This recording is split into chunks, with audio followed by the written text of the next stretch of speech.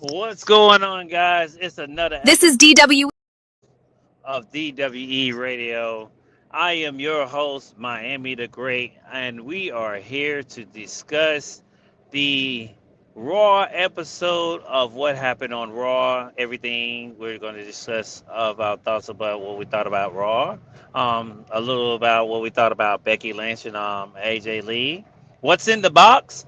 The main topic, I guess, today. The Masked Man is back. That's right. The Masked Man is back, and we're gonna get deep into it, and tell everyone your our thoughts about what we think about the Masked Man. What's going on with the Masked Man? We're going into Chamber next week. Will be Elimination Chamber. It will actually be our first actual watch party live. We mostly did it for Raw Rumble, but we kind of missed it. It was a little work inconvenience. But hey, it beats like that. But we're definitely going to try to make it next week because it's a late pay per view. So that's the thing I like about it. Those early pay per views kind of nip you in the bud. So it's kind of hard to work around that. But we're going to try to come up with something to get you guys to manage to watch those PLEs. You can catch those actually on Twitch. That's DWE underscore watch underscore alone on Twitch. If you're joining us now, we are on Twitch right now live. So that's the actual live page. We're actually first time ever back on YouTube. That's Talk It Up podcast on YouTube. So you guys can join us on YouTube. We're now live on YouTube and we're live actually on my page. That's Miami the Great 305. And just coming into the studio is my co host, Final Boss Baby. That's right, Final Boss Baby. Please give her a follow on her X page. That's Final Boss Baby with two B's, one Y, CFO.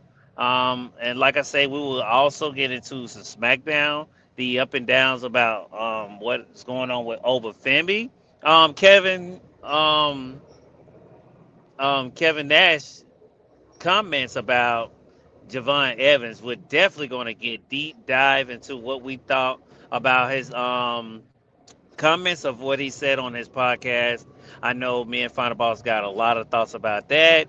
We're also going to think about the potential of what's going to go on with Cody and Drew, and also Jacob too. Like I said, we got a lot of things that we're going to cover for SmackDown Raw. So welcome, hello everyone, and my co-host. How are you doing? Are you there, Final Boss Baby? Are you there to grace us with your never unseen 17? Nope. Okay, there she go. yes, I am here, and it is not 17, it is the bling. Now, it says there on the bottom now, I am not 17. You know, that honor only goes to one person, and that is the greatest of all time, John Cena. However, I did do what we hoped and thought John was going to do, and that's retire with the championship. I did retire as a champion with the championship for our previous predictions belt, and that is where we are at. And segue, and I know we haven't heard this in a long time. A Hmm. lot of things I say, man. Hey, I told you so. So this is why I retired as a champion because hey, I told you so. I don't have a source unless you count CJ.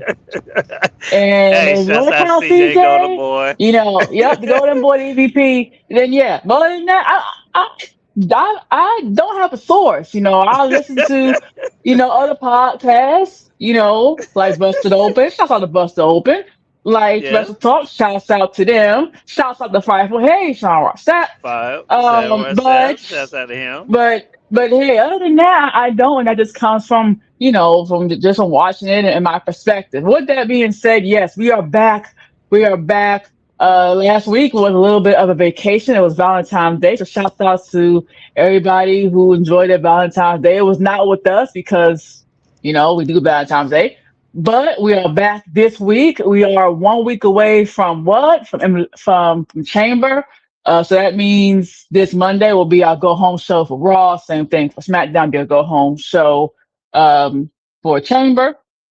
And man, we have a lot to talk about. And like Miami just gave us that great rundown with there's a lot that would happen on Raw. There's some things that happen on SmackDown, and then we have things that happen outside with Kevin Nash and his statements and things like that.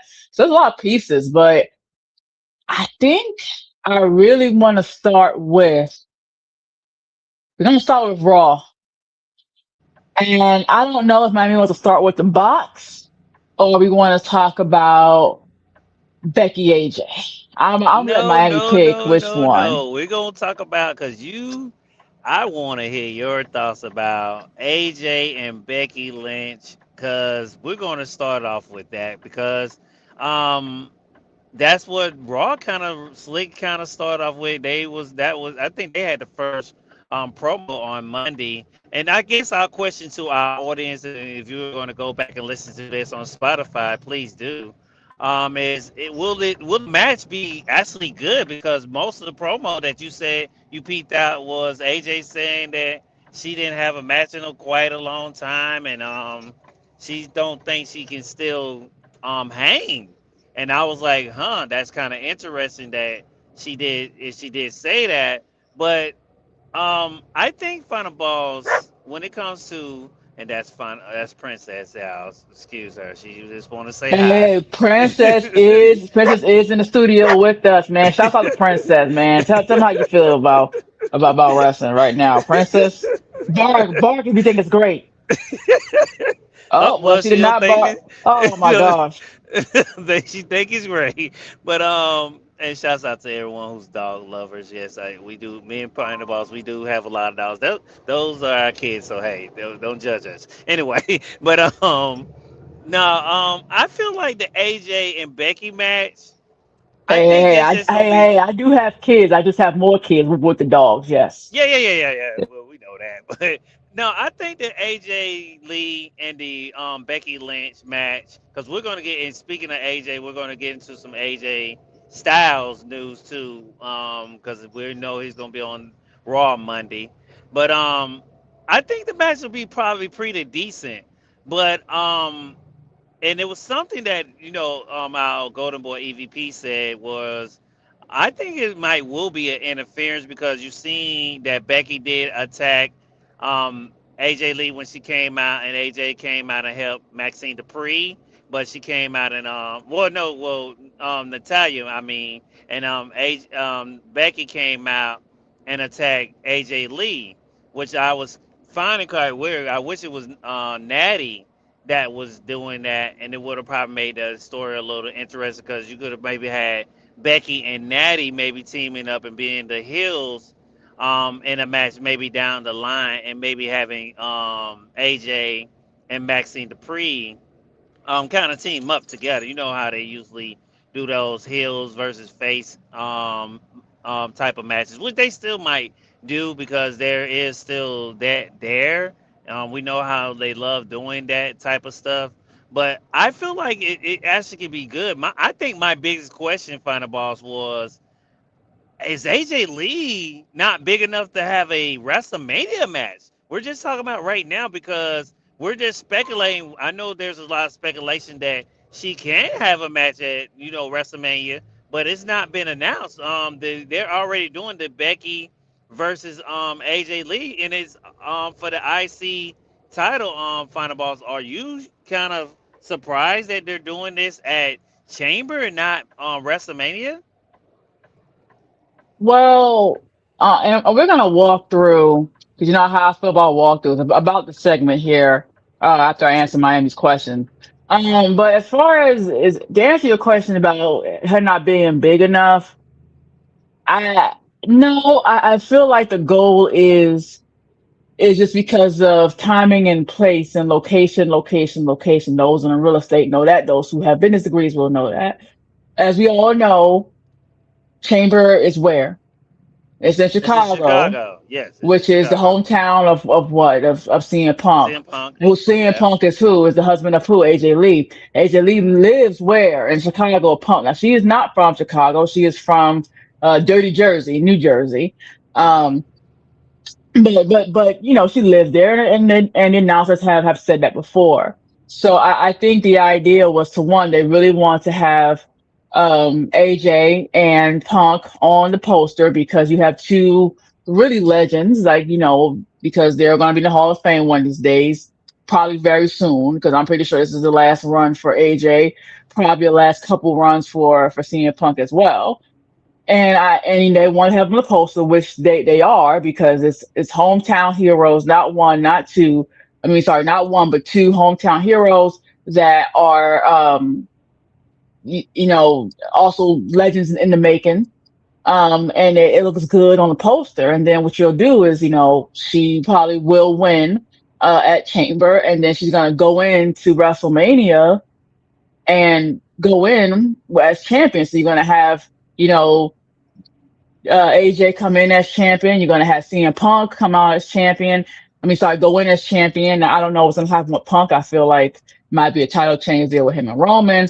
I'm kind of unsure what will happen with AJ. Might be it might not be a successful defense, but at least going in to WrestleMania, they'll both have the championship. That'll be great for photo ops. The photo op is going to be absolutely amazing when they both have the titles, during chamber time. So it makes sense from a marketing standpoint. And one can argue, well, hey, we could just have AJ Lee win it at WrestleMania, which, you could, but I mean, there is a feeling, at least for me, that Punk will not retain the title at WrestleMania. And it kind of doesn't look good for you to lose at a big stage in all, and then your wife wins. So you lost the title and she gained the title. It kind of doesn't look great. Um, and they kind of entered in as this power couple. I mean, that's the whole story about why AJ came back storyline wise. To help out her husband. She said that in previous promos. So it kind of looks a little odd to, you know, have one side win, the other side lose. So I that's why I think it's just good for marketing. It's just to have that nice picture of them holding the titles as a couple. I mean, hey, we all remember the Becky's book when we got Seth and her, you know, naked with titles. So and really, if they wanted to kind of run that back, and if Seth is back, in time for WrestleMania, which we believe that he will be, then they can throw that into a storyline because they'll pick back up right with Punk and Seth, and then maybe we'll get a poster of them naked wearing the titles. I mean I'm just saying. I mean, this is all the things you can do marketing wise, based on the timing and the locations of these events. Um, Okay, I'm gonna ask you, do you feel the same way? Do you kind of see where I'm going? And then after that, I'm gonna kind of walk through the segment of what happened between AJ Lee and Becky Lynch. I really, I would do it. I remember you telling me that, and I was like, I would probably do it the opposite way because they probably have Punk drop the title at Mania. I actually had AJ Lee have a WrestleMania moment. I did not know that AJ Lee was undefeated at WrestleMania. I remember when she teamed up with Paige and they won. That was back when Sting and Triple H actually had a fight. So that's how long ago it was. I think WrestleMania like 10 or 12 or something like that. The last time she actually had a match at Mania, Final Balls. Fun fact. And she teamed Mm, up with a Paige, and she's still undefeated, but she's only 2-0. So she did say that, and I would let her probably lose at Chamber and build that kind of feud, keep building it. Maybe have maybe Natty interfere, like I said, maybe have something like that, or maybe you knew usually maybe Becky's about to cheat and Maxine tries mm, to help, and if something happens in between there where it's a slip up and then AJ Lee still loses.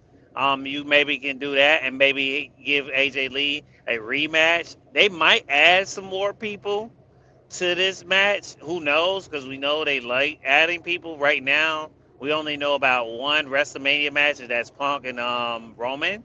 I'm pretty sure right after Chamber, they're going to start throwing a lot of matches towards us. I'm hoping because we got a whole month of no PLEs. Only thing they're going to have in the month of March is shows from what You had told me because me and you did look over the schedule of the PLE schedule. We did see that they did add something finally in June. There's nothing right now in July, but I'm thinking right now that that's the way I would have it, Final Boss. I would have her maybe something kind of weird way lose at Chamber, and then walk into Mania and win because Punk's gonna lose.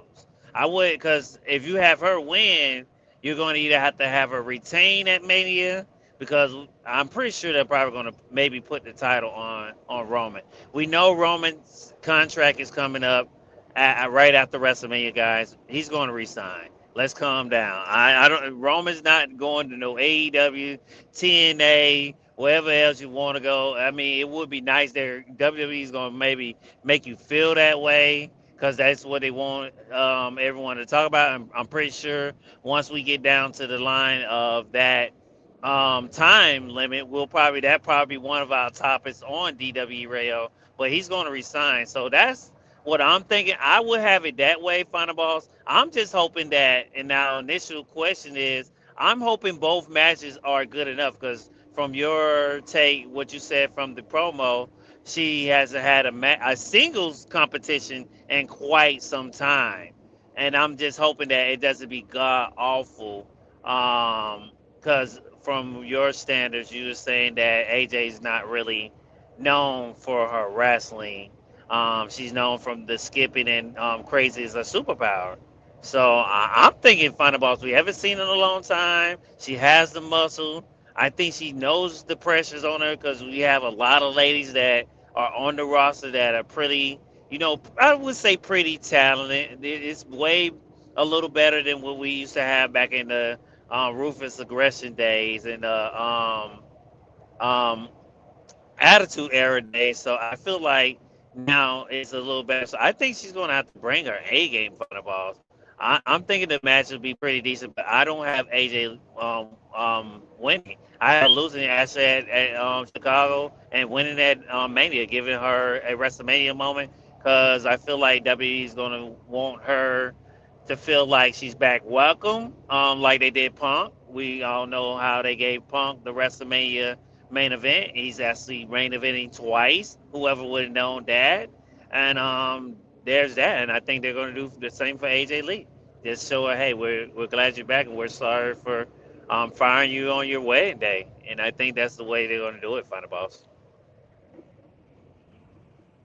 Okay. Well, AJ didn't get fired. I don't. It's been so long. I don't even remember Released. all of it. No, Maybe it was she released. she chose to. No, she chose to actually to leave because of injury and stuff that happened to Okay, Punk. okay, okay, okay. As far as I can remember.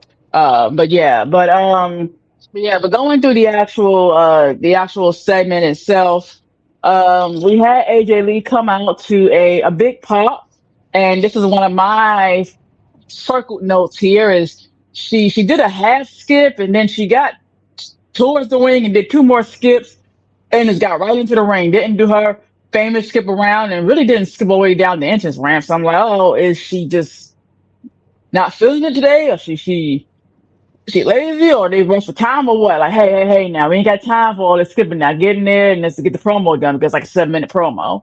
But she got in there. Like Miami has been saying, she talked about how um, you know she had had a match in a singles match in 10 years. She said that, hey, there was a women's division before me, there'll be one after me. Back when I was here, we only fought for one title, one glittery, sparkly title. She didn't say the name of the title. It's the Divas Championship, which I liked. I liked the butterflies. At one time, they were calling this the butterfly title because it was a butterfly looking title. I thought it was pretty, but hey, whatever. That's just me. I would have loved it. Um, but she hinted at that. Um, and then she also came off as kind of arrogant and cocky and said, hey,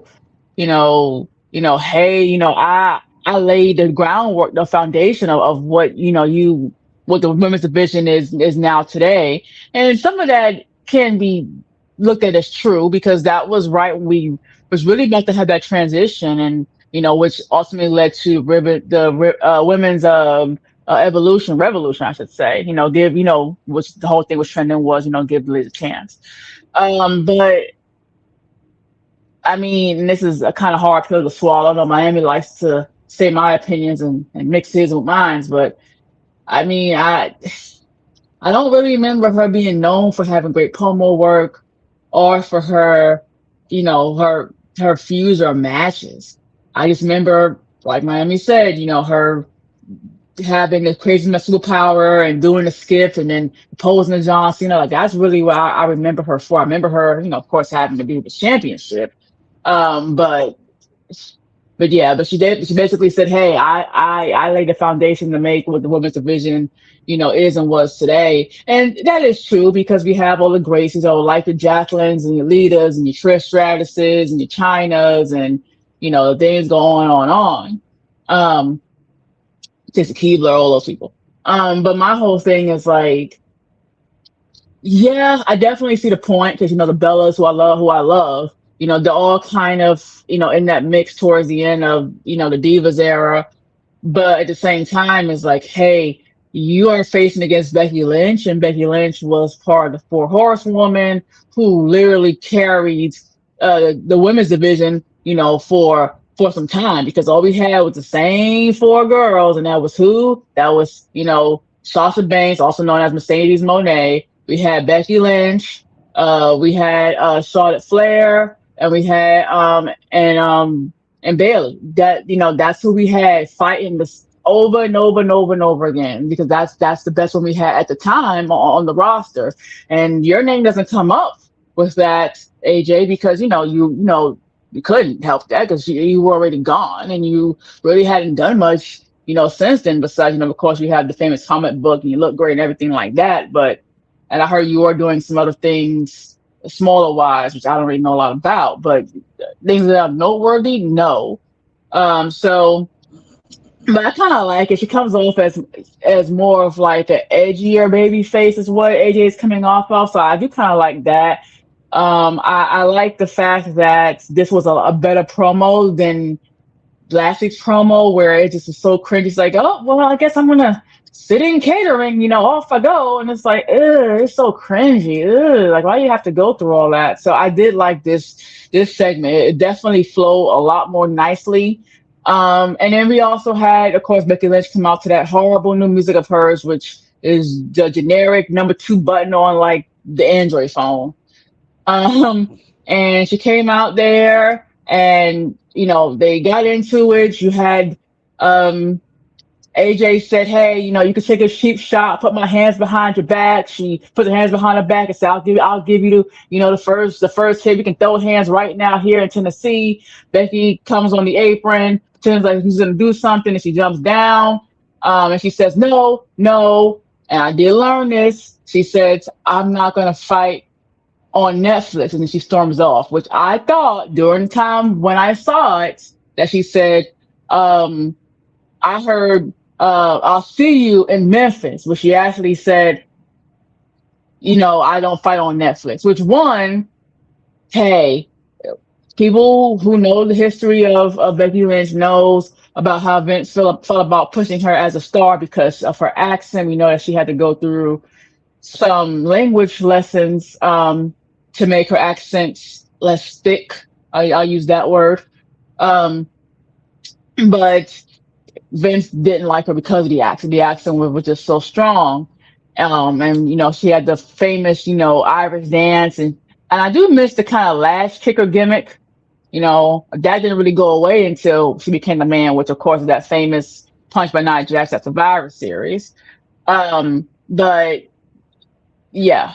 I heard, I see you in Memphis, and I thought it was just a botch because I'm like, is she meant to say I see you in Chicago? Because Chamber, and they're like, nope. I listened to another podcast, and apparently she said, I don't fight on Netflix, which we know is a lie. Okay, you mean your fault matching the pre like 5 times on Raw, and they were like title matches, some of them. Like, come on, how you do you win the title back? It wasn't on the PLE.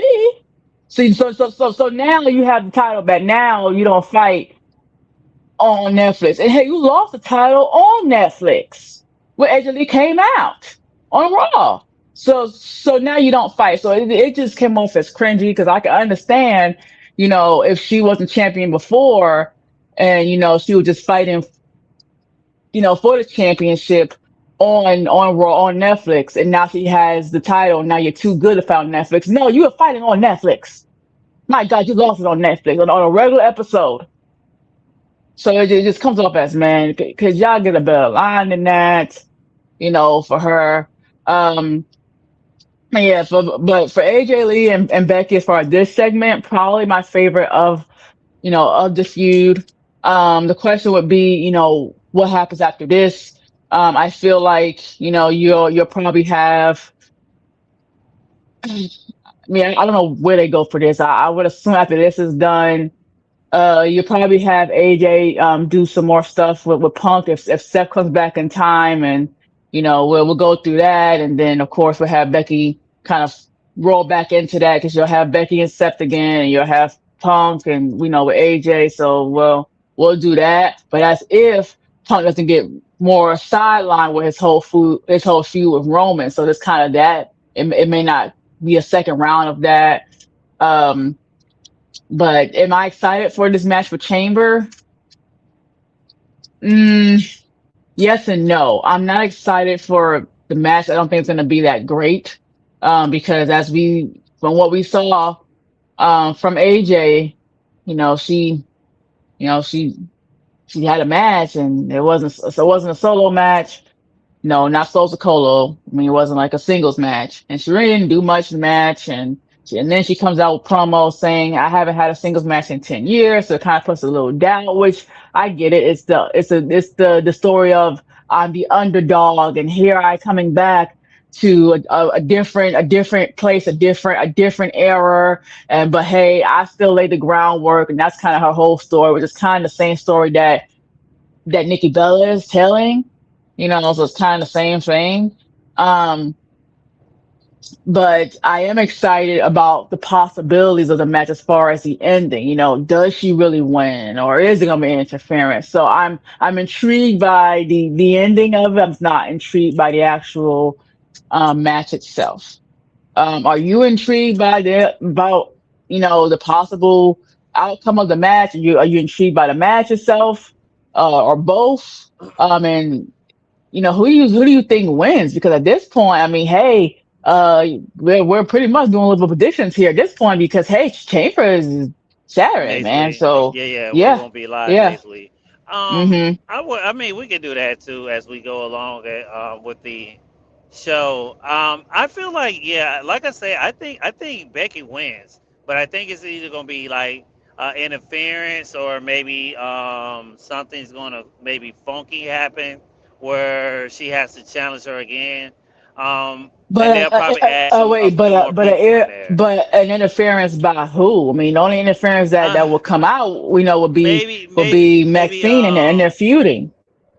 Well, Maxine maybe, or well, don't forget about Natty because remember, now Becky came out. They love doing this. Kind of weird booking where Natty can get kind of upset at Becky for butting in her business, even though she attacked AJ Lee. They may do some weird writing where they say, "Oh, you interfered in my business." Da, da, da. Maybe that's the reason why she Natty does it, but I don't think Natty will interfere. Like I say, Maxine will try to maybe come to um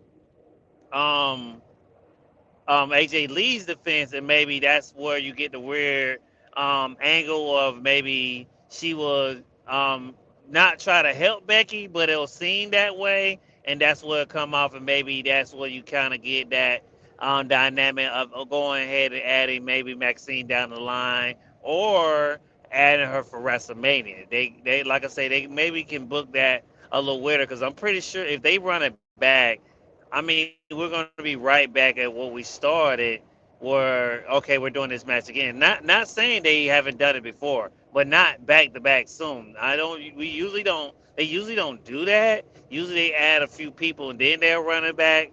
later down the line where they do the singles competition between two of the um, wrestlers, and that's where I think they can go with it if they want to go with it.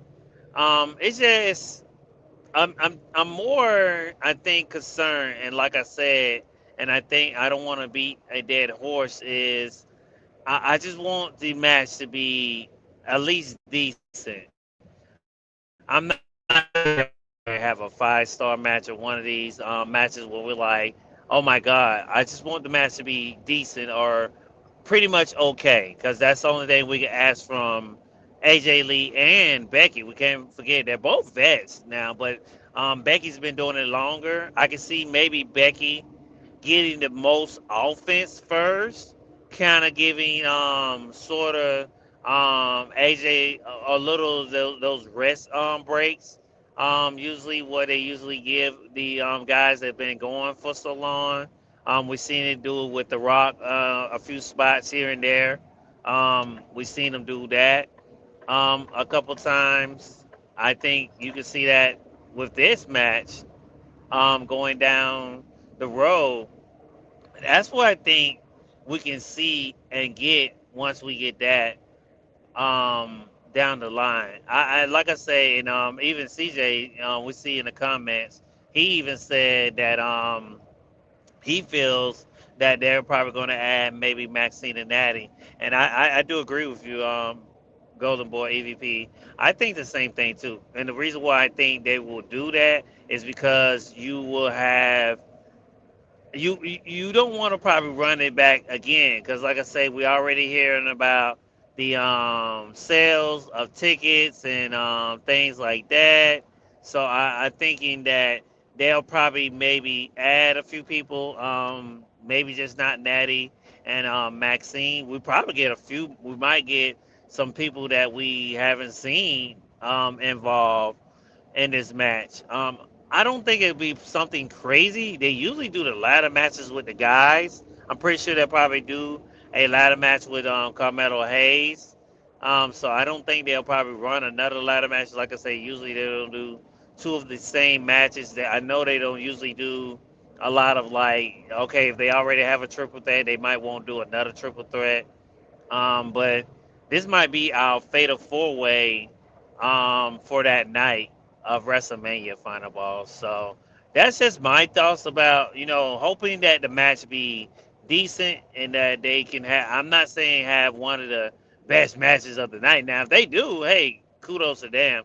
Just having a decent match, because we'll definitely be watching it on our DWE watch along, and we're definitely going to give our critique once we're over there if everyone wants to join us on Twitch, Final Boss. But other than that, that's just my thoughts about it.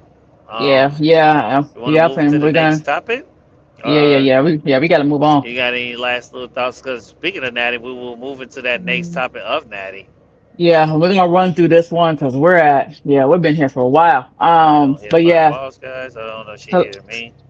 can you hear You me? there, Final Boss? Yes, yes, Oh, she's yes. saying something, but oh, yeah. Okay, that's not good.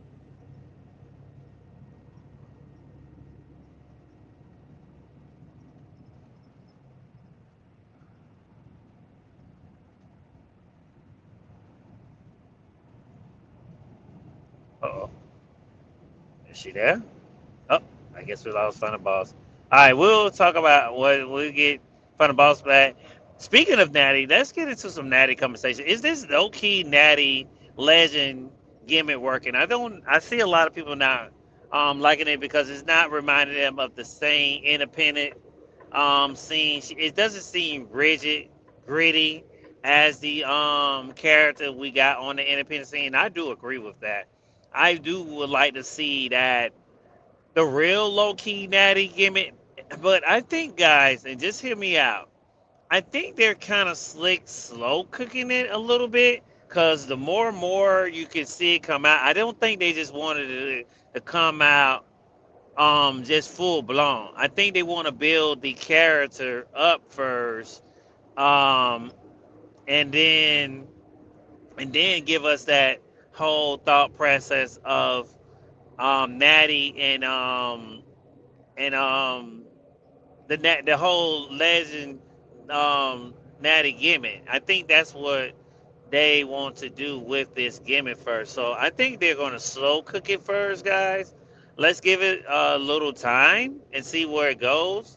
I'm thinking that it could grow into something, as long as they push it. With, like I said, we have to definitely see where it's going to go when it gets down to that. I feel like it can go somewhere at the end of the day. But yeah, low key Natty, I do agree with the IWC. We're not getting the full thing, but I did think about. I was like, maybe they're trying to do some character building with her first, and then maybe that's where we're gonna maybe get the full blown. When she comes out with the entourage, I say bodyguard entourage. The guys, they're not wrestlers and that, they're just guys. When she take off her jacket and she gives it to them and stuff, I think we're gonna get that later on down the line. I would love to see that as we go along. I'm liking that she's switching it up. Thank God we finally got Natty as a heel because we always seen her as a face. Maybe I can say there's been times we've seen her as a tweener, but definitely I'm glad this is something fresh, something new, something definitely I was talking to Final Boss off air that a lot of characters do need, um, that need that freshen up and daily freshener when it comes to not making their character boring. I know I forget who we was talking about. What we was saying? Oh, Sami Zayn. We was saying Sammy, also with him, and we'll talk about him a little later. Once Final Boss gets back, is that his gimmick is sort of been the same, and it needs to be freshened up. But we'll get deep dive into that a little later. But yes, I feel like this Natty low key legend, it's not working right now, guys. But it will. I think eventually it will work as we go later on down the line of getting into the story arc of what she's going. I think they're just slow building it up because, like I said, you seen when she beat down Maxine Dupree, you kind of seen it kind of slowly coming out. I don't think they wanted to come right out. Of course, we know about the character because we seen it on the independent scene, but I think they're doing it was because they're doing it for the people who haven't seen the independent low key Natty gimmick, and I think they're just slow cooking it and then showing the people who haven't seen it. Oh, okay, this is a character that everyone has been raving about. But that's just my thoughts about Natty. Since Final Boss is back, I will go to our next type unless she wants to comment about Can you hear something me? on the low key Natty Yes, gimmick no. because that's what I was basically talking about just now, Final Boss. So if you want to give some thoughts about that, go ahead. The floor is yours. Can you hear me? Yes, no. I think I gotta go out and come back in. Yeah, go ahead and do that. I'll wait.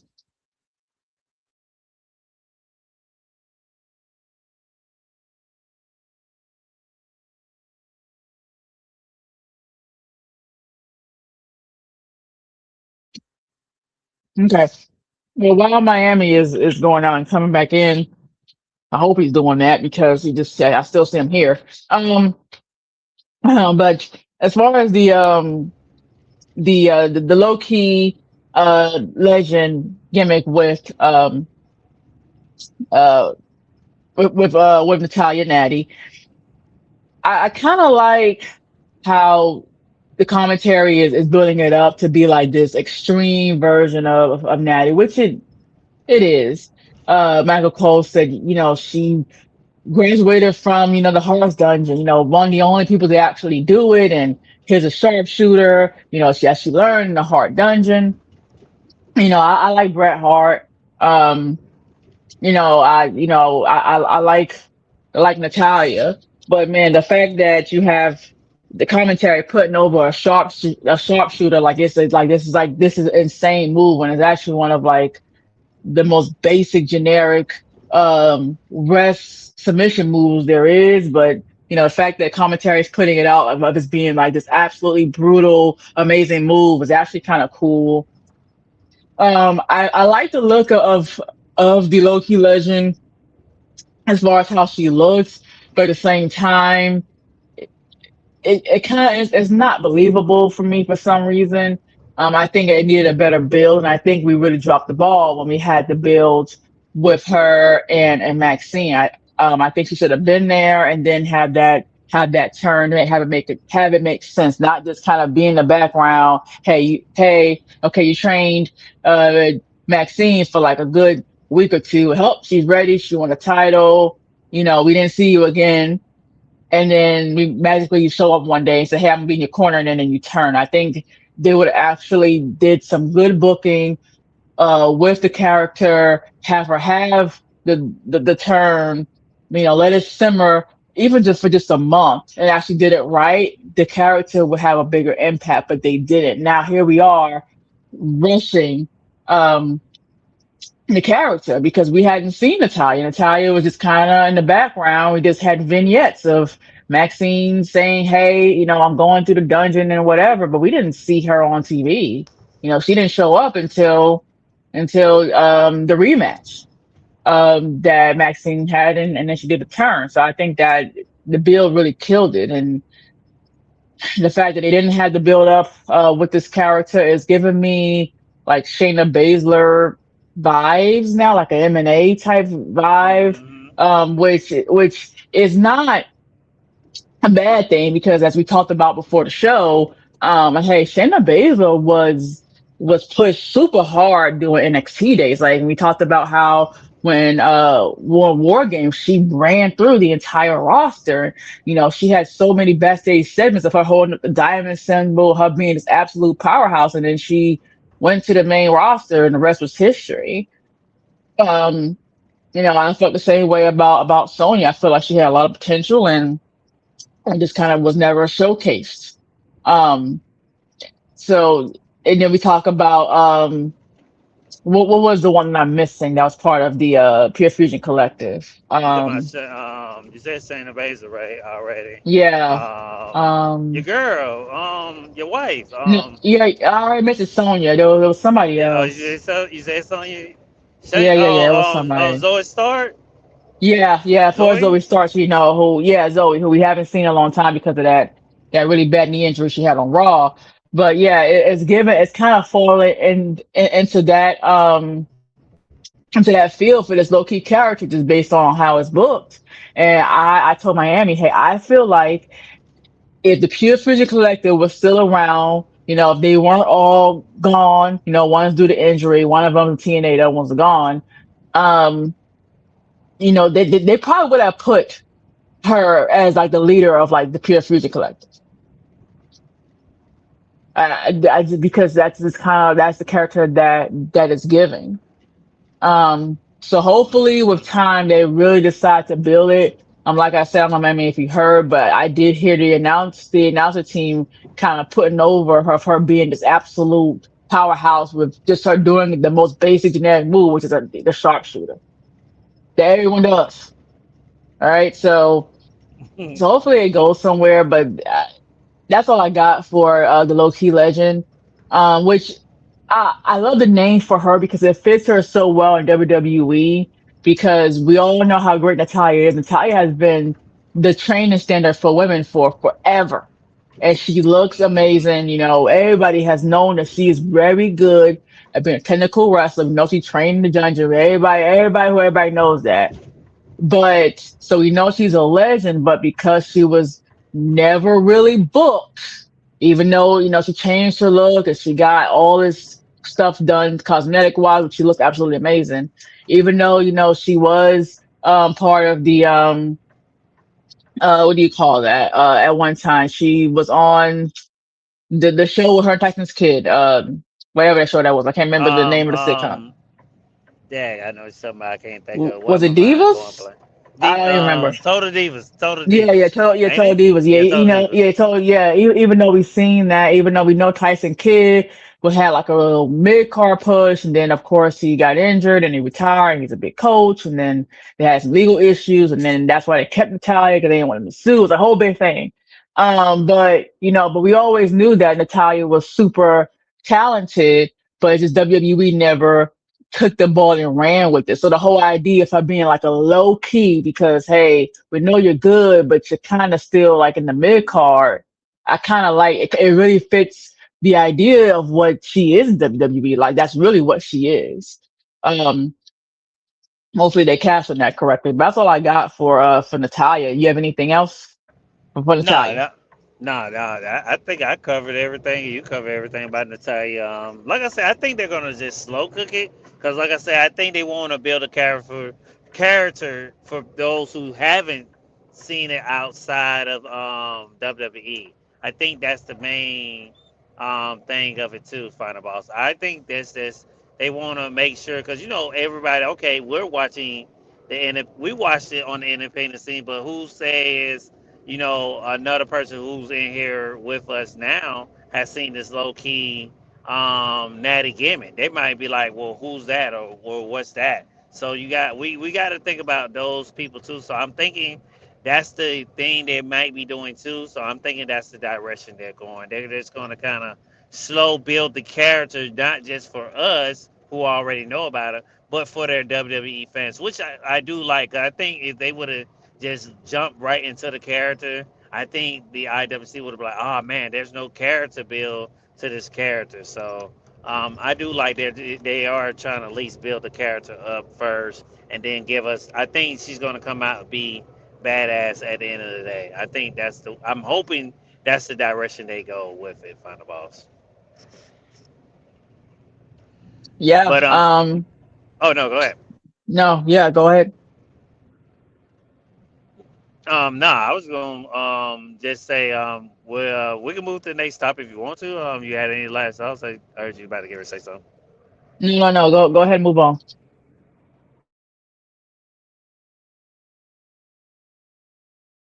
Move on.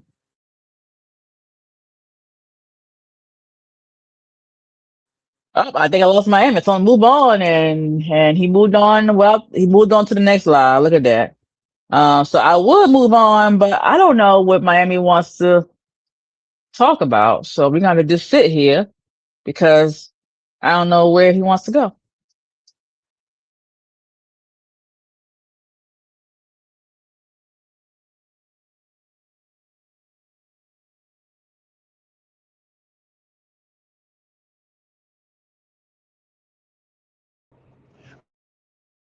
Okay. Let's Oh God. Miami, you was in and out real bad. So you must be in a bad area. So can you hear me? talk about Stephanie Valkyria making. Yes, let's talk about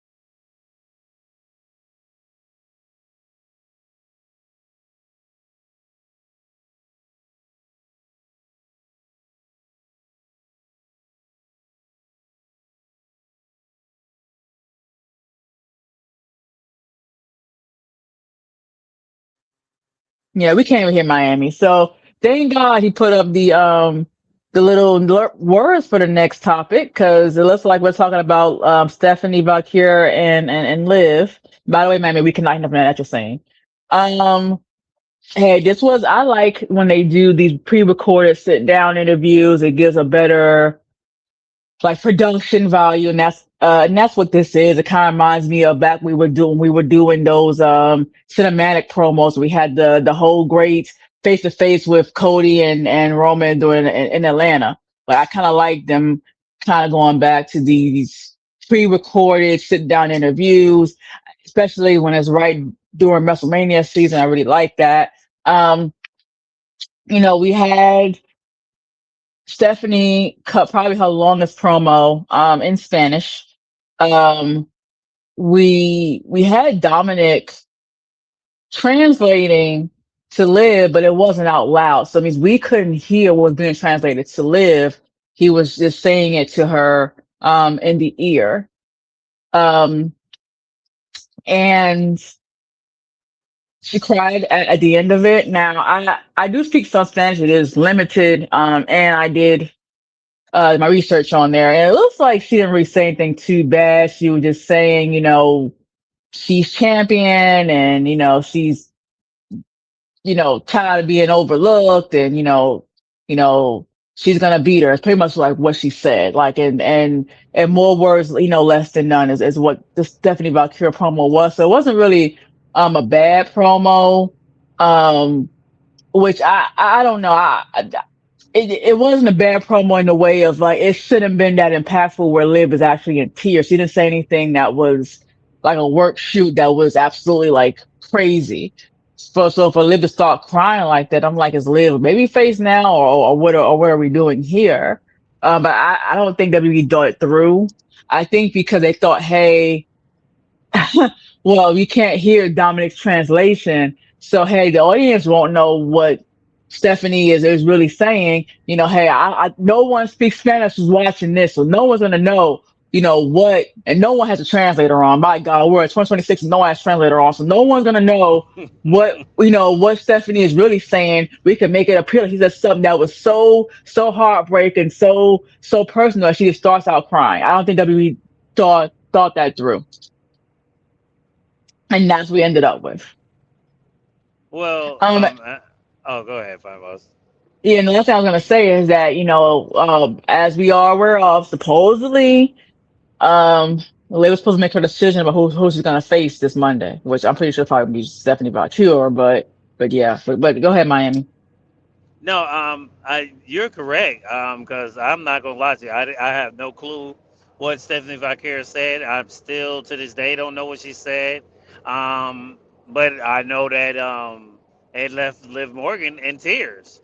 It has me now thinking, where are they gonna go with this? I'm thinking so far, yeah, she has to pick Stephanie Valkyrie because it seems like they're centering that story around her. I just now want to know who's going to face Jade because I thought at first we was billing Charlotte and Oh, Jade. it Oh, go is. ahead. Yeah, It is. Charlotte and Yeah. yeah, Charlotte and Jade. But I thought, I guess we're not going that direction not just yet because we seen Charlotte lose on SmackDown for the Chamber. So I'm guessing that yeah, Liv has to be picking Stephanie Valkyrie. Hey, that is Charlotte Flair, the queen. She does not have to be in no chamber to get the title shot around somebody. I hope you know. But yeah. Well, look, hey, those Vince McMahon days. Well, I don't know, cause we're gonna talk about this theory of the box soon. But and God, we know how she got added to a WrestleMania match. And hey, y'all do know that Ronda Rousey is back in MMA. But hey, that's another story Yeah. for another day. But Hmm. I'm just thinking that it has to be Stephanie. They've been building this story. I do like your theory about Dominic maybe telling her things. And um, Yeah. Stephanie saying one Now, thing and Dominic saying something different. I love that now, idea. now that was something that I did not say openly on the radio. Something that I had a conversation with you about. And yes, so my theory was, and this was basically the week before last when we had, of course, Liv and Dom come out. You had Liv jumping Hmm. out saying, "Hey, what you say? What you say? What you say?" And he goes, "Well, don't worry, I got this." Responds back in Spanish, and that's the whole thing. That's when I had the whole idea. Well, maybe we'll have it where Dom joins Stephanie because at this point Dom is just playing a translator for Liv when they're having their Liv Dom moments. That's really what it is now. So Hmm. maybe by having, and of course, Dom speaks Spanish. Now, granted, it's a different dialect of Spanish because Dominic is, Mexican and Chile, well, Stephen Man is from Chilean, I guess you would call it. Um, Hmm. so dialect is quite different. But the general is kind of there, so you can kind of do more, at least with that. It's better to have some than have none, as far as the starting points, as far as translation and all these different things. But my whole thing's like maybe they have Dom turn on Liv, cost her the title, and then have him join Stephanie.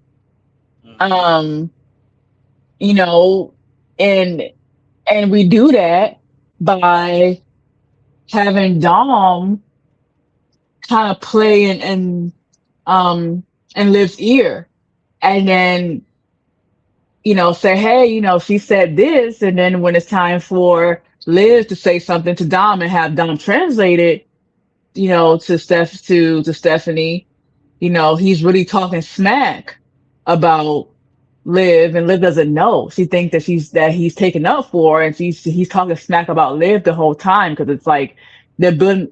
You have Dom and Stephanie building this whole relationship really behind, well, I would say behind Liv's back, but also in front of her eyes.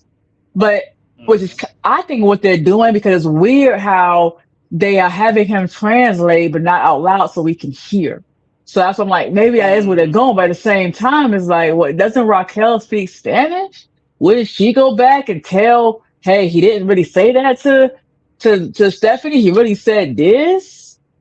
I mean, Well, you know what? does They may play that part. yeah, they I didn't compare think it about that into it, but either. also Yeah. it's like, hey, Liv, don't like, yeah, you don't have the translator on the phone or something. You can't go back and watch it because, of course, they don't will go back and they don't go back and watch the old TV products. I mean, hell, I was there. Why need to see it again? I mean, why would I need to see that for?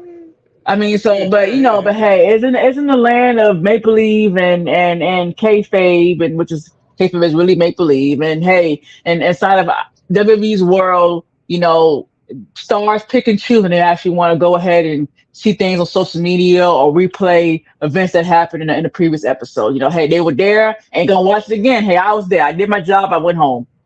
So, um, so I mean, I guess they could do it, if they play it right. I'll be really interested, with that, because then you'll kind of have a similar Liv Dom story, except it'll be Stephanie and Dom, because you'll have Stephanie still with the title. She'll have that mouthpiece that she really needs, and it also will eventually kind of cause that whole finally, I would say finally, like the Rock. Hopefully, Rock comes in here. Hey, Rock.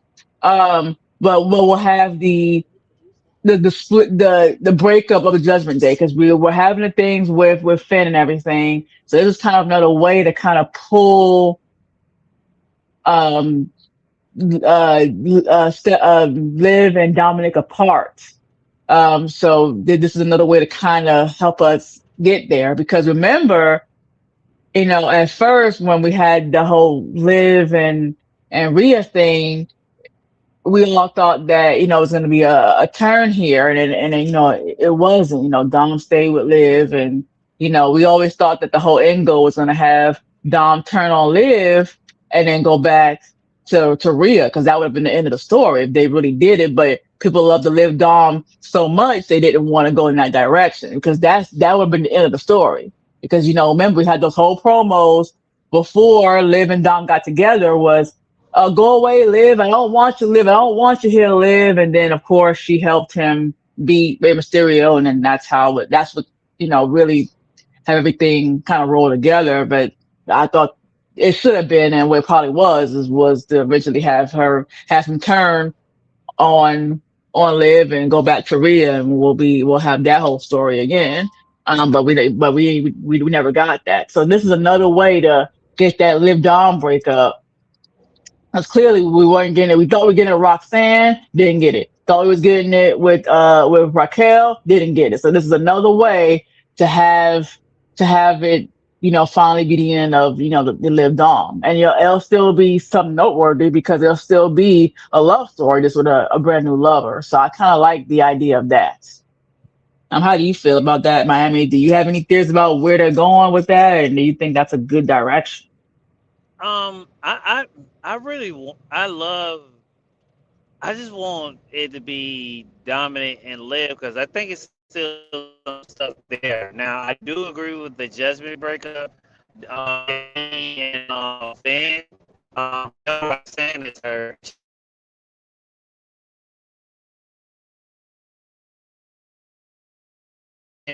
was play out the Roxanne and Liv stuff. There's still stuff there for those two.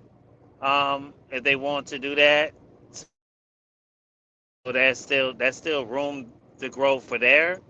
But we'll have to see. Final boss. I mean, Speaking of but it's Judgment also a Day, I way, think that but it's also a way to if they don't want regular Judgment Day up yet, it's also a way to get Dom away from Judgment Day and still have Judgment Day. Because think about it, if Dom yeah, turns yeah. on I, Liv will the Judgment Day will still be around. Still have Raquel and Roxanne. You know, you'll still have JD around. You still have Finn around, and then we'll get to that actually next. It doesn't seem like you want to go in that direction next, but you know, it's a way to get Dom finally on his own without breaking up the group. So it's kind of a smart booking idea. yeah. I, like I like I say, it will be smart long as they book it right. It just, I mean, you it seems like you're putting Dom with Stephanie because we know her language is Spanish, and we're just like, okay, well, we need someone to translate with for her, and it's sort of like how Kalani James, who we just spoke of earlier, who won her chamber spot. They did the same thing with her because that's why she's with Jillian. She's like the her mouthpiece. I feel like just give Stephanie a female manager or another manager. I don't think because basically that's what Dominic's going to be. He's going to be the manager or the mouthpiece for Stephanie because she speaks Spanish, and that's just she wants to probably just stick to her native language. If I'm articulating that correctly. But I don't want it to come off like that. But I think people will take it in that kind of way if they did it that way. I think that's the direct. I think that's the Yeah, taste they will have in their mouth.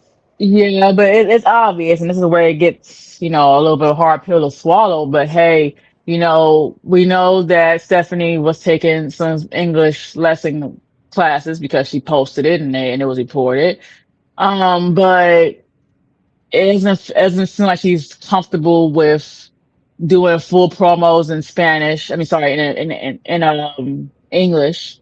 So I mean, and then she's champion. I mean, yeah, you know, a champion should, you know, a good WWE star or wrestling star should have a good set of skills as far as, you know, in ring ability, but you also got to have, you know, the promo ability, especially if you're gonna be champion. And she's not in the mid card champion; she is the champion. So there's only so much you can do as far as building up fuse rods without having any verbal interactions or limited verbal interactions with Stephanie. Like you can't have her come out there and say a 3 word sentence and then that's it. Like there's never gonna be a build. And I'm not saying that from a place of, you know, ignorance, because of course I'm not.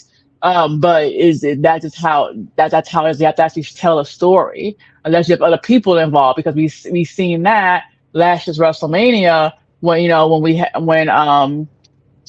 had the whole feud there with Io Sky and Rhea and Bianca, and we kind of had um Io Sky kind of be like the third wheel, and then but they made it work, right? We had Bianca push, you know, kind of mush or push Io Sky in the face, and then, you know, really fight between her and Rhea. You know, of course, we got that injury that Bianca just got surgery for this week, and that changed the plans because it was reported that Bianca's supposed to win, and the injury happened. So of course, we got Io Sky, which is great. But you know, not great that she got injured, but great that, you know, great for her because Io's great in the ring. Um, Hmm.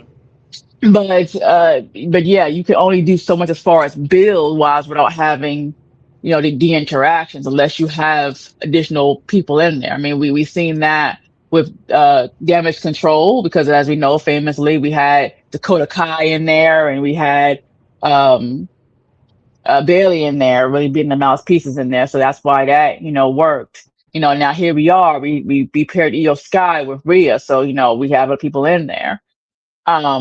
So she needs that. I mean, you great, you know, she's decent in the ring, but we can't have build up without having these somewhat medium to long promos. You ain't got to come all the time, but at least have some in there. From what we have seen thus far, she's not capable of it. It's just too much of a barrier for her, unfortunately, as far as trying to translate it into English. She needs to do it in her native language, which, we can do. I mean, we've seen that with Zelina Vega and Andrade. Um, so, we have seen it. And of course, we've seen it with, and this is one people might always not always remember, but with Lana and Rusev. Rusev speaks perfect English, but the character he was just Bulgarian brute, and the mouthpiece was Lana when she had the little suits on, right? Um, so it can definitely be done. But I mean, that's kind of where we are, and I like the idea of it because it's a lot of pieces to come out of that are good. One, we'll finally have a mouthpiece for Stephanie. Two, for those who love the whole idea of a love story, well, now we still have that just with a different person, so we'll still have the idea of that love story there. So there's that, and then it also gets, and for those who love Judgment Day, we'll still have that group. You just Dominic will be gone. The group will still exist. For those who love Dominic, he'll probably go on to do more single things. Without Judgment Day, he'll have Stephanie around, but he'll do more single things. Um, and all that stuff is great. I would think. Yeah, yeah, I agree, and that kind of segues us to our next topic. Will JD? I said this, and the reason why I picked this is because I feel like JD may turn on Finn. You was thinking it would more be dumb. Speaking of dumb and Judgment Day, I was thinking that it's gonna be JD because the way they played the backstage segment, when he was backstage, he was like, "Hey, you're letting Punk get in your mind," and it seems like there was a kind of like JD and Finn was not on the same page, and I was like, "Huh? I wonder is they gonna now let JD be the one to turn on Punk, and that's how I mean not Punk, but Finn, and that's how you make Finn out of the group, and it's just that's how you start the whole breakup, the downfall of maybe say Judgment Day. Like I said, I have it booked kind of different. I still have maybe Liv, Dom, Raquel, and Rousey first. Then they start falling off later down the line because you still have that where Liv eliminated Raquel in the Royal Rumble. So you still have that match there too. I mean that story piece of story there. But yeah, I think JD is going to turn on Finn at Chamber next week. Final boss. You got any thoughts about JD and Finn and what's going on with Finn and Punk? I don't think Final Yeah. Boss there. Oh, okay, there you go. Yeah. I like the fact that even though Finn lost, they're still continuing on with the story. So Hmm. there's some hope there. I like that they're still giving that story some attention, even though, a great match, but Finn lost. Um, but the only thing though is that up until this week, I thought that Finn was gonna turn on Judgment Day because of Punk's comments. Hey, they're bringing you down. You're over there with your little controller in the clubhouse. If you want to be champion again, yeah, get away from them. But now Hmm. here we are this week, and it seems like JD is gonna be the one to turn on Finn, and maybe he could, maybe his turn will be, hey, you've been holding me back the whole time. You said I hold you back. You were one holding me back. We're back, in the tag team. Because remember last week we got Dominic saying, "Well, JD will be back soon. You can go for a tag team." I'm like, are you trying to be funny here? I mean, so and Finn goes, "No, I want to go. I want to go for the big one." So it's weird. It's weird how we pivot from having Finn turning on Judgment Day to having maybe JD turn on Judgment Day. Hmm. I mean, sorry, JD turn on Finn. But I'm like, man, if we do that, I don't know if JD can really do much on his own. I think it'll be another story of Imperium. Mm, Yeah, you remember mm, Imperium? How we had that turn mm. there, and then look what happened to Luke with Kaiser. I mean, Oh we my didn't see, God. yeah. So That he came, downfall need to be studied, boy. correct. Because remember after that turn on Raw, he walked backstage.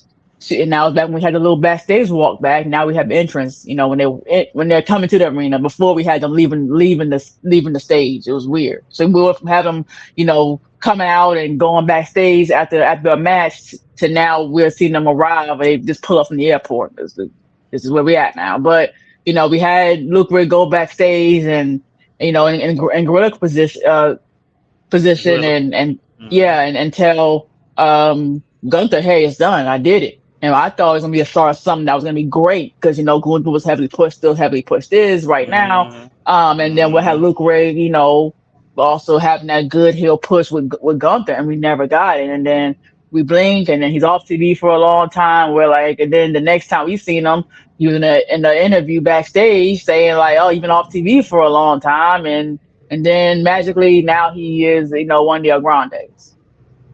So, and mind you, this was all during a time where Tiffany was getting her bigger push. We're gonna get into that later about where she is now. But yeah, this is good. I think if they break up Finn and JD, I think it'll be another Imperium. I don't know what we do with JD. I really don't because where is he gonna go? They're not gonna put him into the main card. I'm sorry, you're just not. The mid card is, I guess you'll be doing stuff with the El Grandes, maybe. I mean, I wouldn't want to see him. I mean, I like the El Grandes. I think it's a good old school humorous comedy act. But I mean, that's where your ceiling, I feel like, we would reach with JD without some really good fundamental building here. And I think at this point, JD is not believable, because based on booking, as being a main star yet, because the booking is not there. I have to take some time and really put that investment into his booking. And then Finn Balor, we all remember Finn Balor about where he was before and where he is now and why he is where he is now, injury. So and then we got this really great match between him and Punk, and he lost. So it's like, okay, well, like, hey man, you lost, and I mean, it'd be hard for them to build that back up to having us believe that Finn can kind of can be that's top star again. This was a guy, Bullet Club guy who had won the championship, had to release it 24 hours later due to a knee injury. Had the two versions of him, Finn Balor, of course, the Demon Balor. He had all this great stuff. Um, I mean, what do you do with Finn? Unless they're really gonna be behind Finn and push him to be, a main star again, then we're pretty much just watching the slow bad book and demise of two wrestlers, JD and Finn. At least with the Judgment Day, at least they're actively on TV. They're still, yeah, it's a mid card group, but they're still doing something. They're part of a duo, Liv and Dom, that is on the upper mid card as far as their placement. As an act, not independently, and then as far as independently, there are main eventers because you have Dom who's done so much things, AAA. You have Liv who's gonna, main events, well at least be in the match, for WrestleMania, expecting a very heavy push behind her. Um, so, at least they kind of had that surrounding them, right? It's the same thing with Bronson Reed in the Vision. Like, hey, Bronson Reed, yeah, you beat Roman, but it didn't really go anywhere, and you've really been mid card. But hey, but you're surrounded by, you were surrounded by Seth, who is, speaking of Seth Rollins, you're surrounded by Paul Heyman because hey, it's freaking Paul Heyman. Hey, you're surrounded by Braun Breaker, and Braun Breaker also is in the same boat as Bronson Reed because he's just potential, but he's new, so we have to build him up to be a believable main card guy. But here you are surrounded by established guys. So, and this is how I feel when it comes to, you know, Judgment Day. JD, Raquel, um, Roxanne, you're surrounded by established guys or people. Like you have Liv, established, because she's won the titles. She's been, the main eventer. Dominic, who is highly over, and who has, the famous dad who is still there, but is just injured right now. Um, so it's still even Finn, even though Finn is mid card, has been mid card for years now, he still had that taste of it. So it's all kind of there. Mm-hmm. Um, but yeah, that's how I feel about Judgment Day, um and about where they can go with Stephanie and Liv and Dom. How do you feel? Yeah, me and you both are on the same page about when it comes to Finn and JD. Yeah, I just think that's who they're gonna do. Because at first I thought they was gonna have Dominic turn and let Finn go for the IC title, but it seems like they don't even want to do that no more. They want to do this JD and Finn thing. Maybe it's something um, they know that we don't know. They can maybe have a great match. I'm really kind of sad that Finn Balor now. I think once he doesn't get this, I don't think he's going to be back in that main card slot again. Final balls. It's just sad to say that because he only had one chance to get this title. We never seen the potential of what we could have got from him. I feel like Finn still has something left, but I don't think they'll pull the trigger on him because you still have your Roman, your Punk, your Cody's, your Drew McIntyre. Even now, Jacob Fatu's getting in that spotlight heavily beating Trick. So eat Williams. I'll throw Trick Williams in that same category. So that's just my thoughts. Yeah, me and you are definitely on the same page as that. But with that being said, let's move on to SmackDown because we will definitely talk about the Box and Kevin that's like our main event, guys. So please stick around. But let's get into SmackDown. I guess we'll start off with the Jade thing because I know Final Boss is really kind of like I seen your tweet yesterday. He was like Jade needs to drop this title, and I said, well, hey, Jade need to drop Charlotte Flair. They did tease it, but Charlotte didn't win the chamber opportunity. And Final Ball said, well, yeah, it's Charlotte Flair, the queen, but I mean, I just don't want them to give it to her, Final Boss, because that's what made the fans boo her. And I think fans are liking the Man, then who relationship the heck? Then you know what? Then who the hell they gonna give it to? Like who the hell is Alexa and and who Charlotte. who And it was who would Jade oh, go ahead, actually face then? Who would huh? be a good person for Jade to face it if it's not Charlotte? Who would you pick? Tiffany?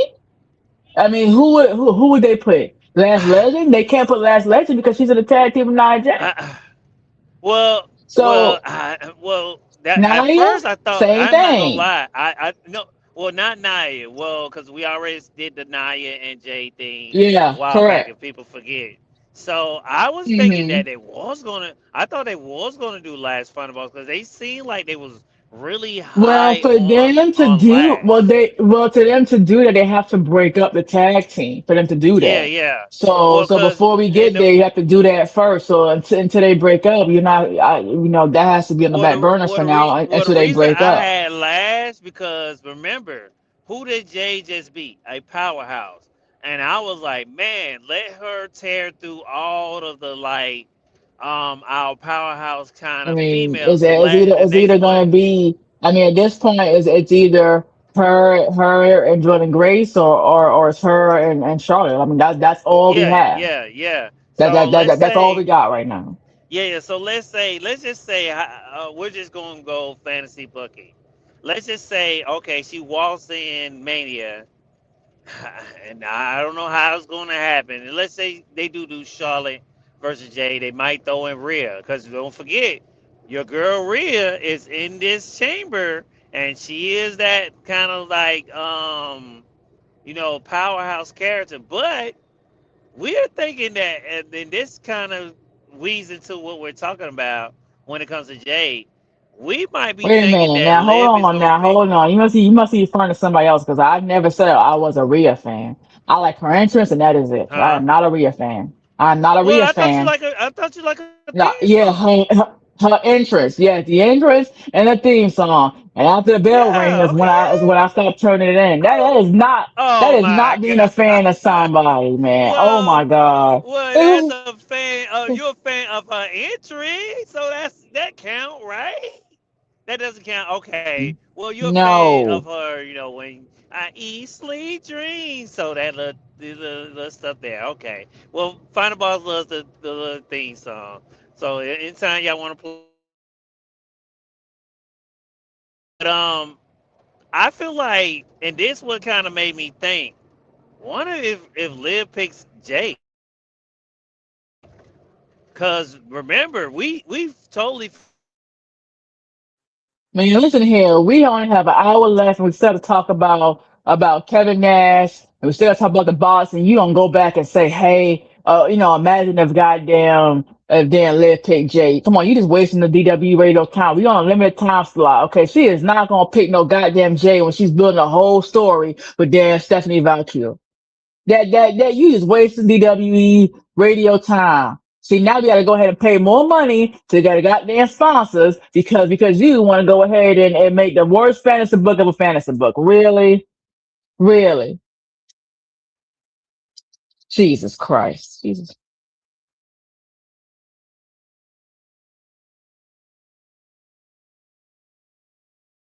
Look, you got so pissed off he left. Um, but but yeah, we was talking about Jade and about who Jade can go ahead and challenge. Hey, like I just said, it has to be either Jordan Grace or or Charlotte Flair. I don't see any other viable options for her to face. Last Legend is in the tag team with Nia Jax. Like Miami mentioned, we did have the Nia Jax and Jade few, few months back. It- I mean, who else? Chelsea Green has a foot injury. I don't think they're gonna, they tease me Chin, but I don't think Chin, Mi Chen is in the position as far as car booking wise to go for a championship.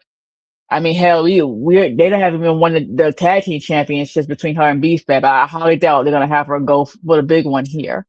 Um, of course, Bianca's in therapy now, which is good for her. We're making progress, but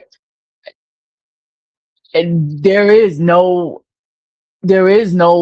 else. I mean, maybe Alexa Bliss, but I mean, maybe, and then we'll have to turn there. But I mean, who else is for her to get to work with? I mean, everybody else is kind of on Raw, which you kind of get maybe a Raquel or a Roxanne, maybe a Bella Twin, but we haven't seen them in like 2 weeks now. So I mean, that's the option. It's Jordan Grace or Charlotte Flair. And yes, Charlotte, didn't come out victorious this Friday, but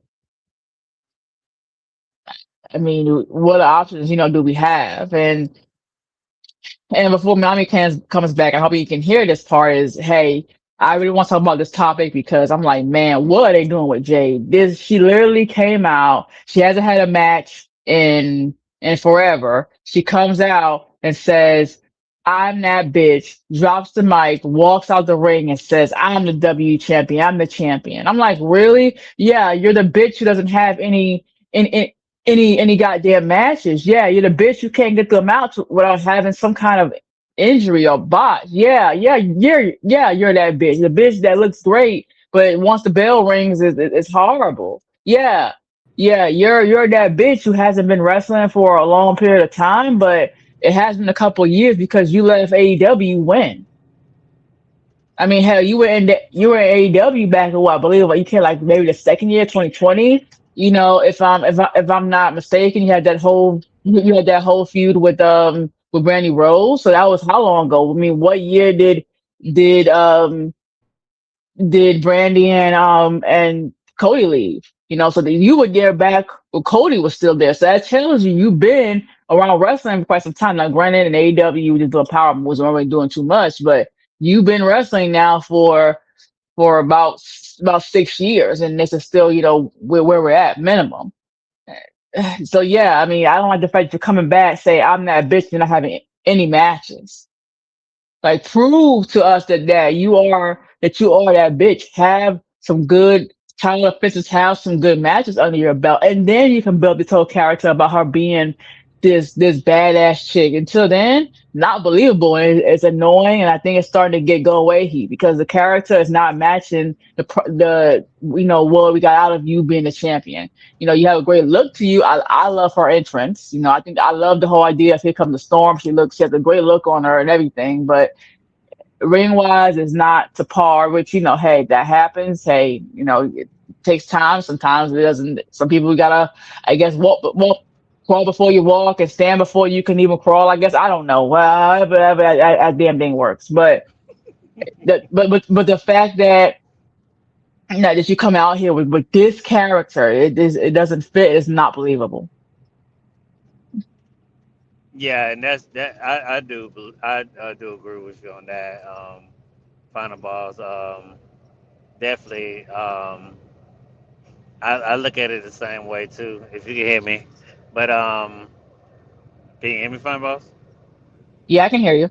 Okay, but no, I agree with you. I was just saying that I think a lot of people forgot about that because I remember that people did want, before I got dropped out, Stephanie Vakir and Rhea, and I was like, well, dang, Rhea is in the chamber. They are doing a match. We can't forget that they are doing a tag team match this Friday before Chamber. And I was like, wonder if they're gonna put the titles on Nia Jackson Lash. And they go into Mania as the tag team champions, and Rhea goes to try to face Stephanie. Maybe they will know. Maybe because I think Jade was saying something about she's gonna probably be on Raw to see who Liv is gonna choose. So I was like, maybe it's gonna play a part. I don't know, but I just find it real interesting that Charlotte lost, and I think people have really kind of forgot that they want to do Rhea versus Stephanie. I don't know who else they can give Jade to do. I know a lot of people are saying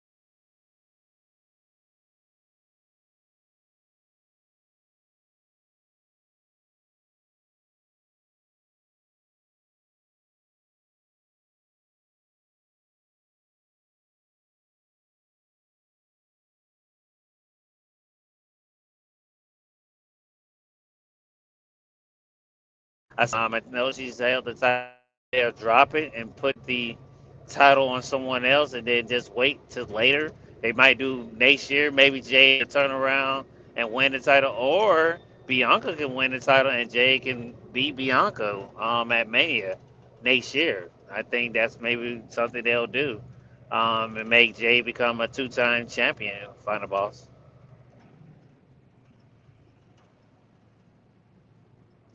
You there, final boss?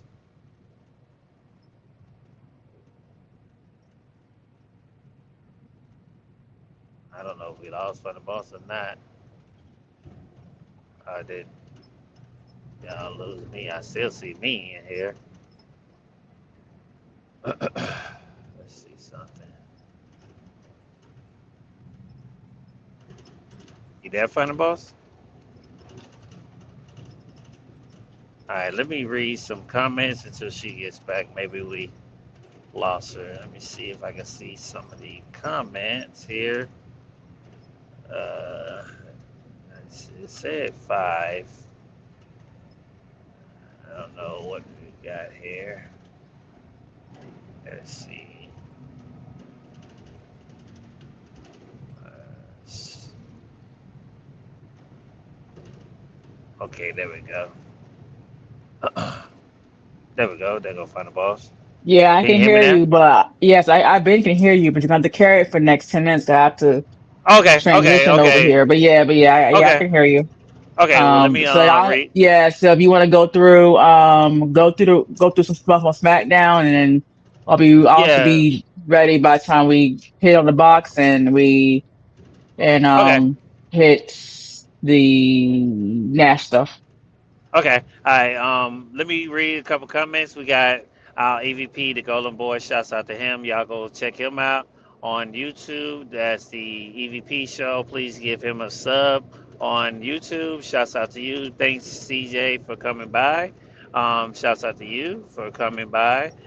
We also have our other one of our members of the DWE team, After the Slam podcast. Shouts out to him. Please go give him a follow and a sub too on YouTube. That's After the Slam podcast. He has a lot of great shows. Does a lot of great things with independent wrestlers. Even the IWC.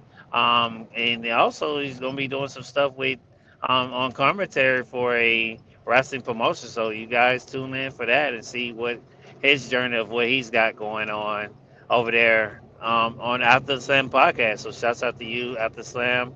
Um, Follow us on Talk It Up Podcast. You guys can find us on YouTube. So shouts out to the Talk It Up Podcast YouTube page for sending a link in.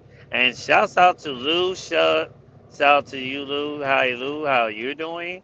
Lou will actually be next week on the EVP show. So you guys want to check out Lou and his predictions with CJ.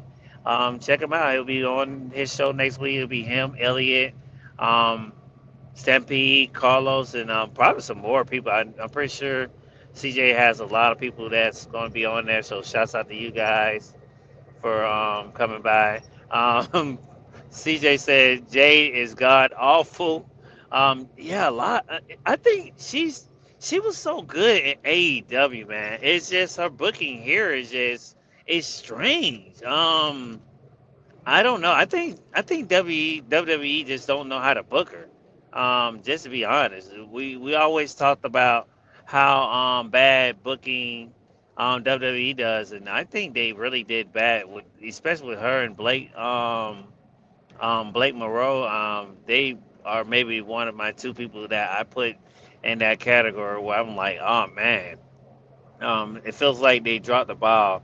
I think a lot of injuries have happened with them, and that's the reason why they haven't booked it so well. So we have to put that in perspective too. That maybe booking is the reason why she hasn't been booked the way she's been booked. But I do agree with that.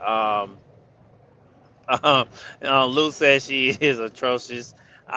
Like I say, guys, I think it's just, and we have to remember, it's the way someone is booked that gives us that. Oh man, you got to think about it. Jay probably doesn't have that much say of the way she's booked. She's not like a Roman or a Cody or a Randy Orton or I mean, I will even put Drew McIntyre in that category now because I'm pretty sure Drew has a little leeway now because he's like that top star or getting to that top star status. Punk, too. Seth Rollins. I think she's not in that bracket just yet, and I think, like I said, because of a lot has to do with maybe Bianca's being hurt.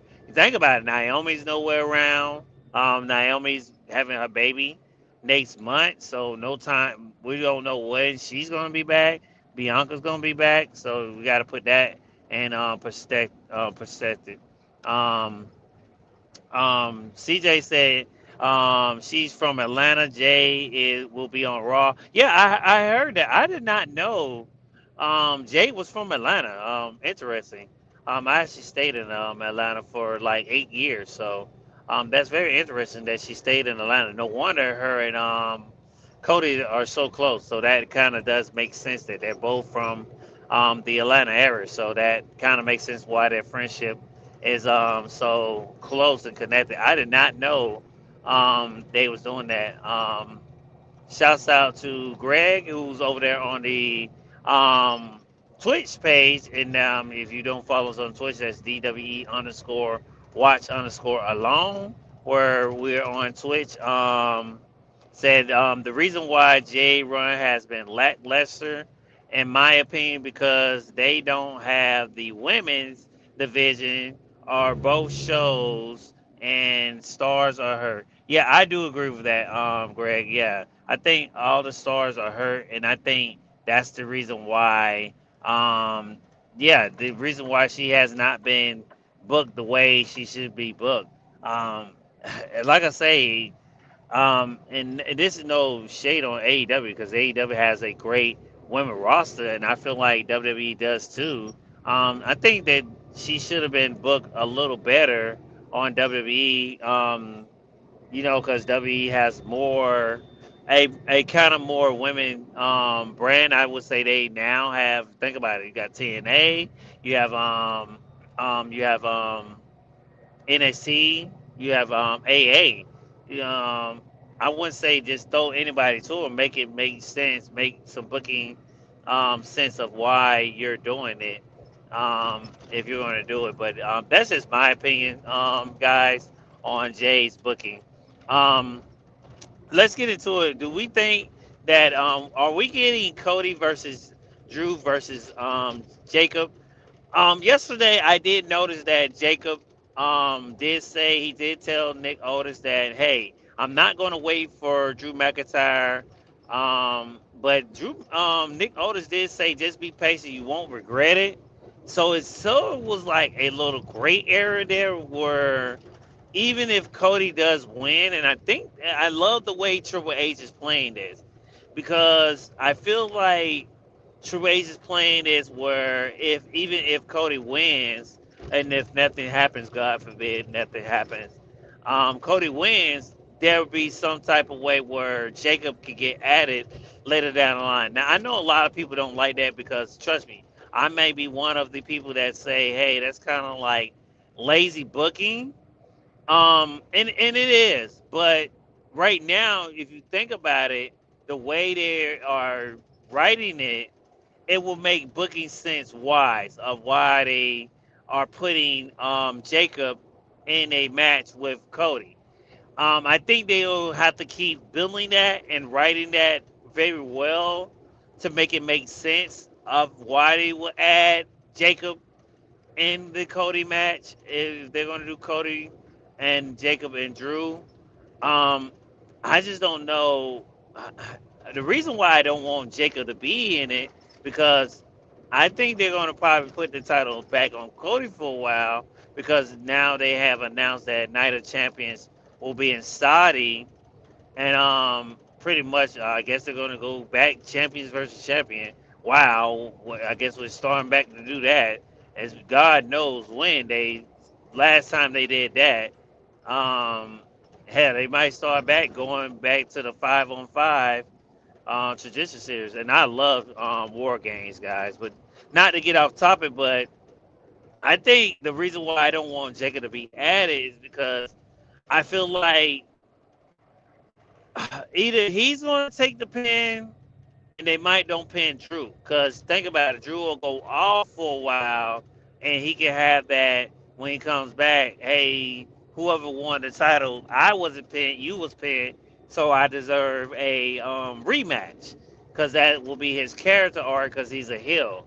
So that's the reason why I don't want Jacob to be in this. I think I want Jacob to be in it later on down the line. Once Cody wins it, because you got to think about it. The next PLE will be Backlash. That's in Tampa.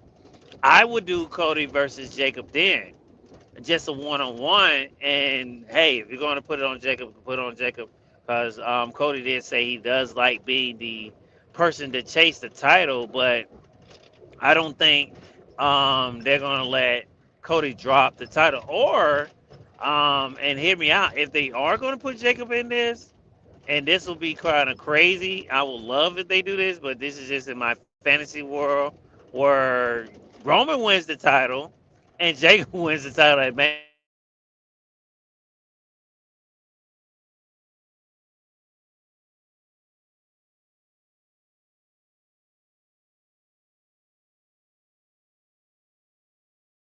And then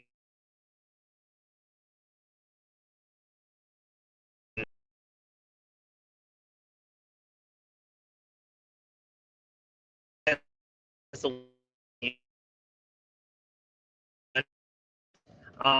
build Jacob up from all the way from now to Night of Champions.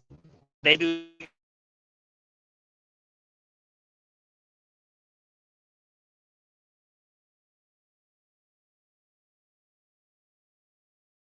come back up that Jacob versus Roman match. You even had Tom Matonga say he wanted to do a match with Roman too. So there's a lot of potential people that are still out there that I think you can set up for Roman for this next run. I definitely say once Roman gets this title, he needs some new people. I know the feud between him and Steph. I love it because it's a great rival. It will probably go as down as one of their greatest rivals between him, Brock.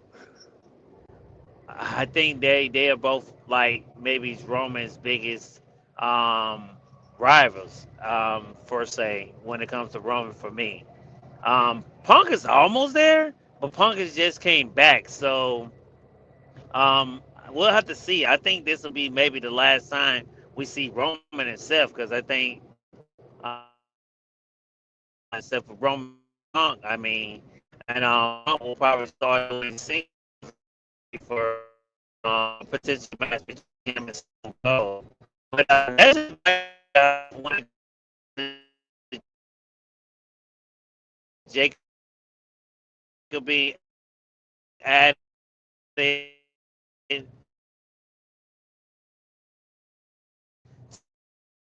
to that match.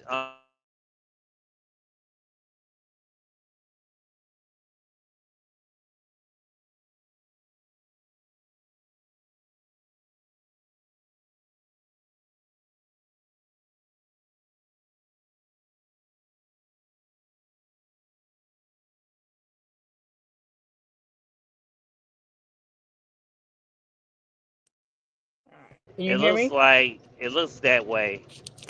Yeah, it does look that way. So that's why I say I don't know if they're gonna do that. It's just weird that Drew attacked Randy. I found that kind of weird. They did it that way, but I don't know. They can do a lot of stuff. There's a lot of potential things that they can set up there, especially now. Sammy said what he said to Cody, so definitely looking forward to seeing if they're going to turn that into a triple threat match, guys. The next topic we have for SmackDown is we will talk about Tiffany. It's Tiffany mid card. Final Boss pointed out to me, which I did not know because I did not pay attention to it because I thought it was Alpha Fire and somebody else. Until I did hear Michael Cole say Tiffany, and I was like Tiffany. And it seems like they're dropping down Tiffany to just being like a mid card type of gimmick now. She was in the All um right. Can you hear me now? Oh yeah, I got you on here twice. I don't know why you're on here twice. So let me drop one of your people off of here. Oh, you want Okay. got the wrong one? No, drop me. No, oh, that's the wrong one. No, I can still hear you though. Oh, okay.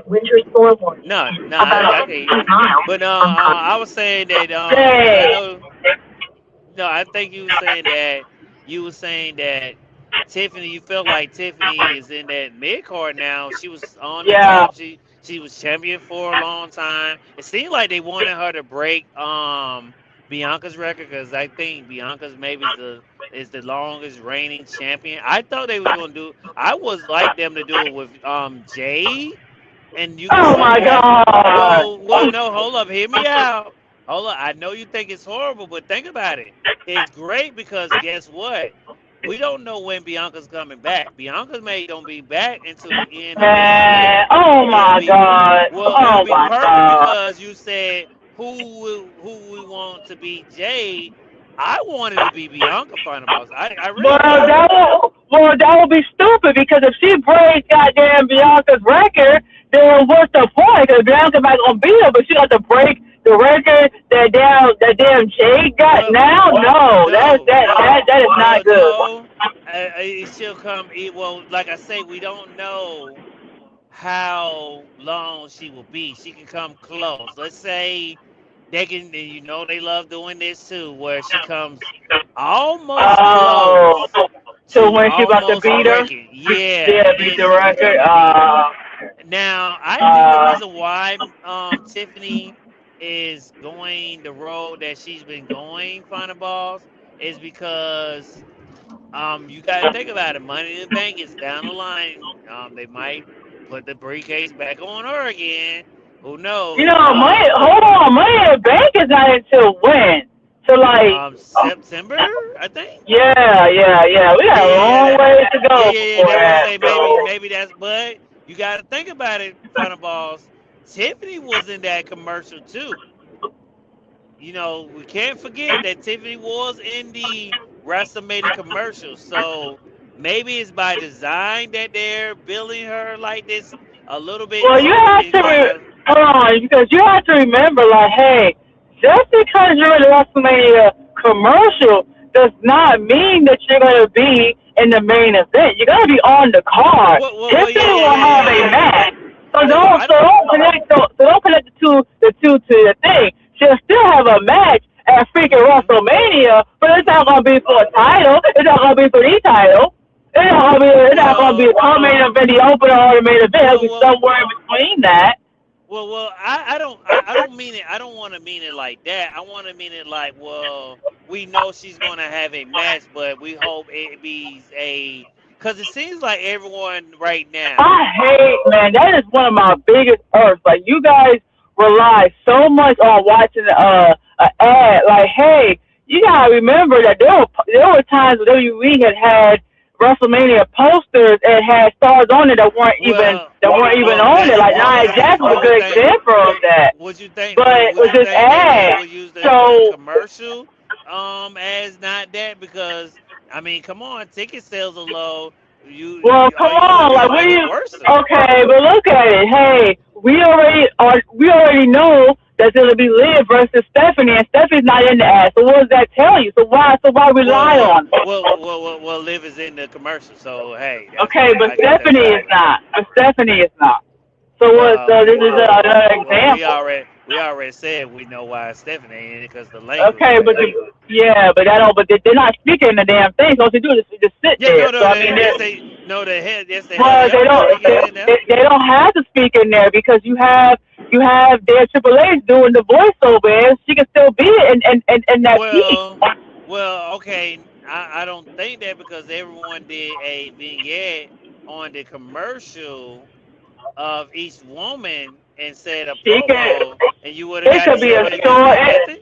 It could be a short thing because most of the one that keep playing is the one where it has the voiceover by Triple H. So hey, but Oh yeah, Lord, yes, you would have got but my whole the thing, but hard going when they back to start doing Tiffany the because voiceover. yes, but going back to the Tiffany situation, we gotta move this show. But yeah, like hey, like going back to Tiffany situation, like hey, just because she's in the ad, she's still gonna have a match probably at WrestleMania, but it's not gonna be for it might not be for a title, it may not be you know a you know a main card, or even a co-opener match.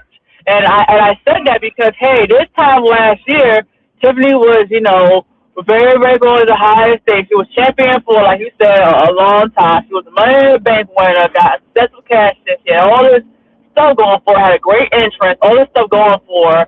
And now look at her now. I mean, now she was injured. She was injured, and her championship run wasn't great. It was a lot of kind of how we've been seeing with recent champions, where there's not a lot of matches taking place and everything like that. And she's injured. Now she's back, and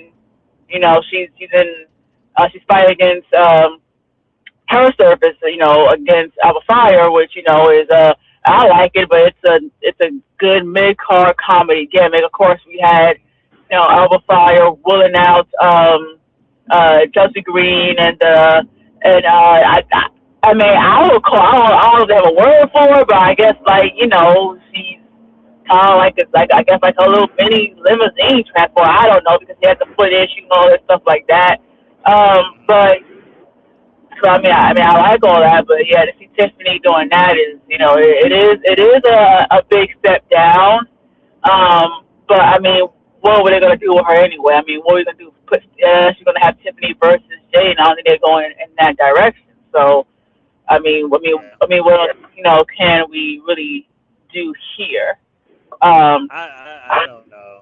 but I yeah, mean, I don't see it being too bad because I think everybody needs that little cool down for a while because you don't want to burn them out with the crowd in order to be like, oh man, you see what happened with Charlotte? They kept pushing, and then the crowd just never gave her that time to be a babyface. Every time they tried to make a babyface, what we did, we booed her. So be the I think natural they're heel. doing. I think they're doing the opposite with Tiffany. Hey, sometimes, hey, let's give her a cool down moment, and then, hey, when we want to put her back into the a main card title, we'll do it later on down the line. So people will like, okay, she hasn't won for the title for quite some time. So hey, let's put her in the title picture. I Yeah. think that's the And way the they're next gonna go thing, with it. yeah, we're gonna move right along here. I'm not gonna go in too much with this, but man, I was pretty shocked that Aleister Black beat Randy Orton. I thought that was crazy. Man, Um, yesterday I, was crazy with me and yeah, all. that was pretty shocking to me. Yeah, it was me Um, too. That but and I, Kalani Jordan, I mean Kalani James winning yeah, for shame. I was like, yeah, man, I don't really have any notes other than that, but I did kind of like the whole segment with our True. They're asking for the ball guy, clearly confused the nigga with Adam Pierce. I thought that was funny. I like Trick Williams coming out and saying "dang" and doing that. I like all that.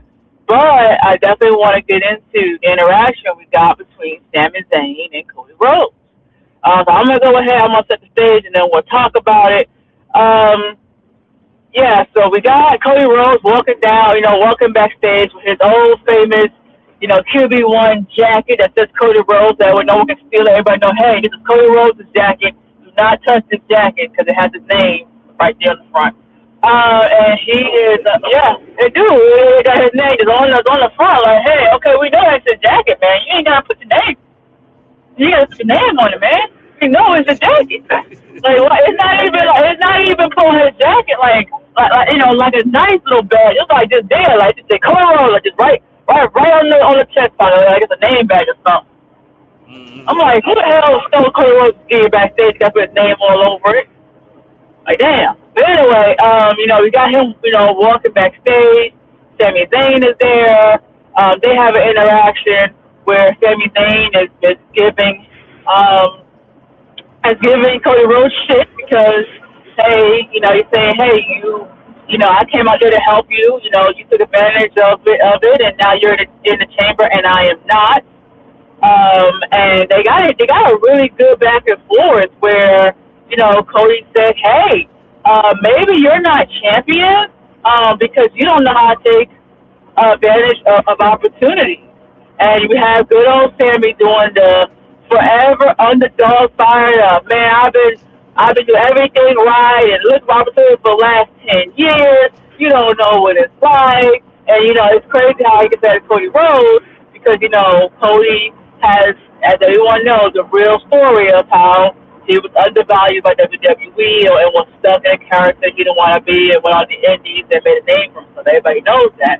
But he also said everything was handed to you. You're the QB1. You're gonna be champion again. They're gonna give you the championship. You finish your story. And all these things. Where it's kind of like, Sammy, well, the whole thing about Cody finishing the story was he just wanted to be champion before he turned 40. That rhymes like a happy at the end. But that was the whole thing is that he was, back in WWE and he really just wanted to be the top guy like he felt like he should have had instead of being, in the mid card, being Dashy Cody Rhodes, being Stardust. I like Stardust, I don't know what I said. Um, and that was the whole idea of the story. You know, it really is and was a good underdog story. Here comes Sammy, the ultimate underdog, and said, "Hey, I'm doing handed to you." So it kind of doesn't make sense, like, 'cause that's far from true.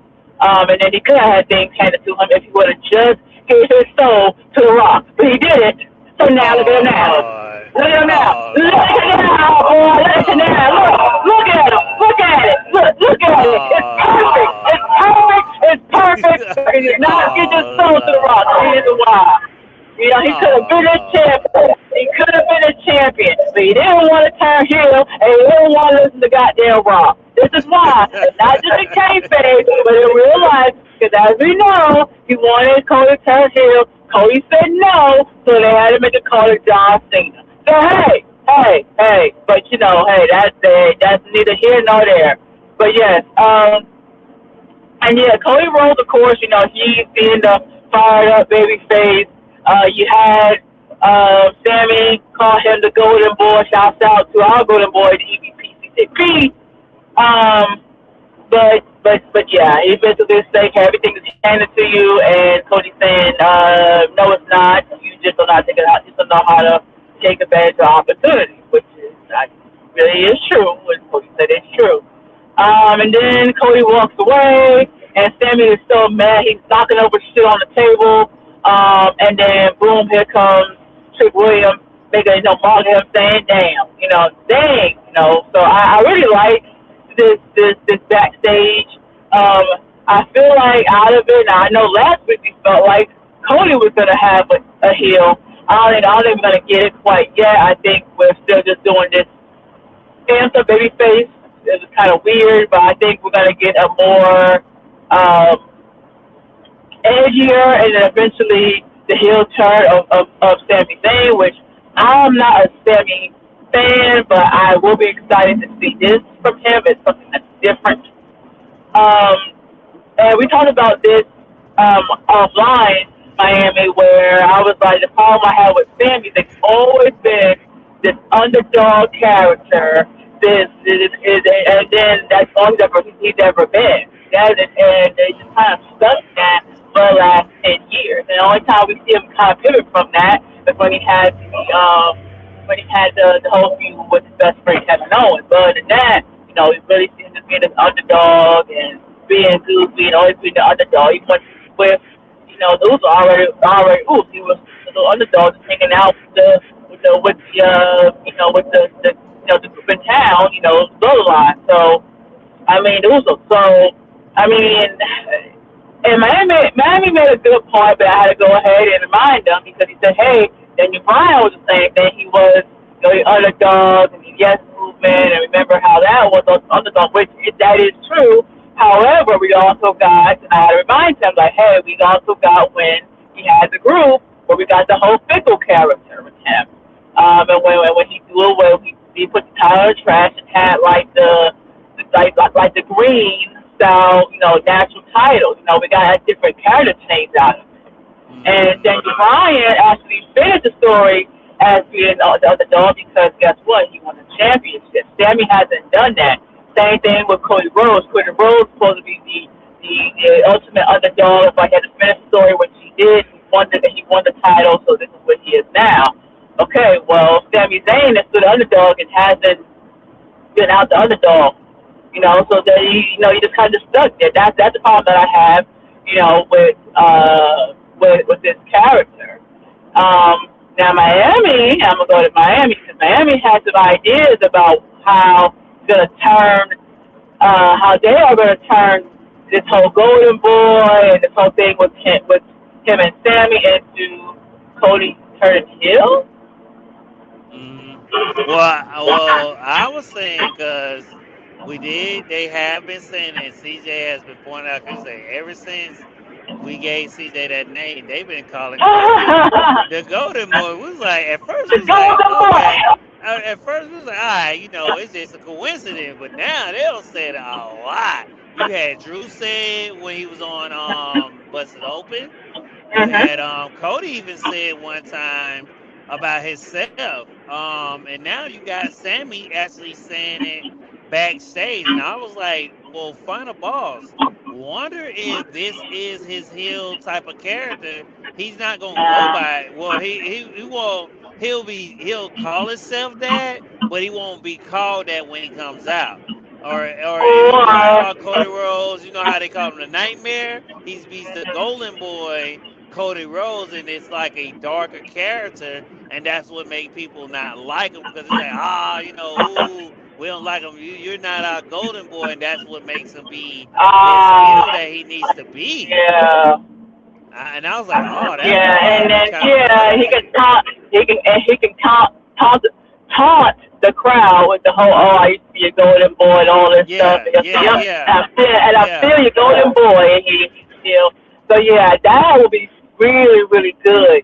So Hmm. hopefully, which I know today, we started late, so we're a little bit down. We started pretty damn late today. But hopefully Triple H hears this one. Hopefully he'll replay if he's not already in here and hear that and do something with it. Um, which hey, he has done that. We see it. We know, Man, hey, man.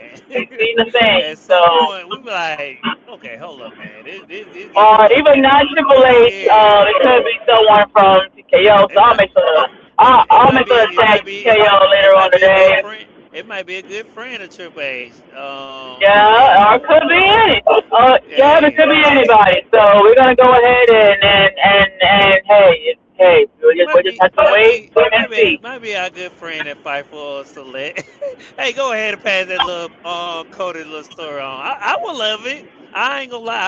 I would definitely love them to do that with Cody because I think it would fit Cody. I think Cody could pull it off because Cody said, "Hey, once I go heel, y'all are not gonna like it," and I think that's what you do. You do that golden boy type of thing where the crowd's like, "Oh, you're not our golden boy," and he's calling himself that. He's coming off as arrogant. I do notice that he hasn't been wearing the suits no more. He's been doing all the like jogging suits lately. Final balls. Lately, he's moved away from the suits. No, wait a minute now. Those suits is what he had recycled from when he was in AEW, and they were Yeah, getting real yeah. big tight. And maybe they don't fit no more. Now you could, hey now, yeah, Well, well. I mean, okay. Let's say okay they that's the they case. he Let's he say did let's say recycle that those from Well, AEW. let's say that's the case, because we have to do remember, which I like because a lot of people forget. I like New Japan because I don't care what Cody says. You was heel in New Japan, Cody. We know it because we seen it with our own eyes. Just go ahead and just tell us.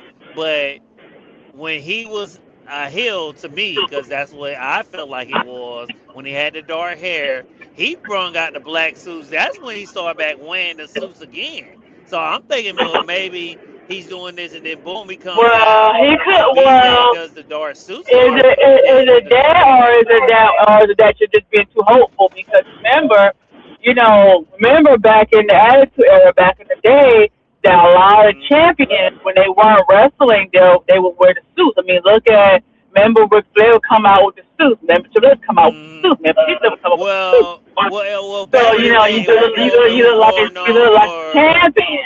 You look like a yeah, champion. well, So yes, maybe but it's the whole it was thing. more known. It was more known for who the guys that was baby faces. I think Stone Cold was kind of the one that Well, kind of brought that out of well, being okay. You don't I got to be in don't. a suit.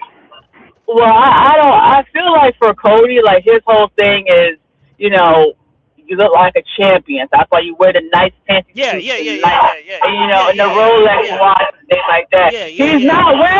He's not wearing a suit because he's not champion right now. Hello, that's why. No, Once he wins a no, no, championship, no. he gonna be This wearing a got suit again. Okay, no. This got okay. him to do with the heel thing. No, Cause why? no, Even when he's the no. champion, he gonna still come out there as Uh-uh.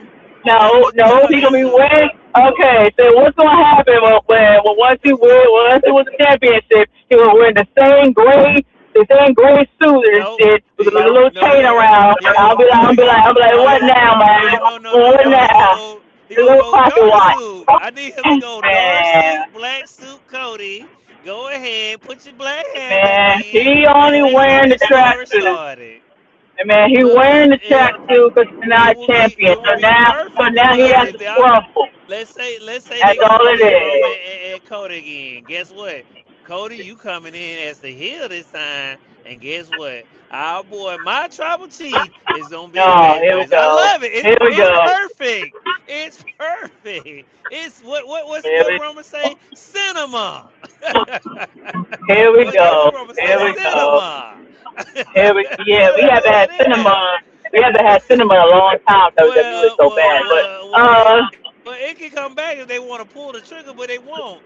But we're gonna come down. Let's still talk about this last topic, and that's the boss, the no, masked we man. got two Uh, topics. We got no, Kevin Nash. And we we also skipping got. to Kevin Nash because it's late.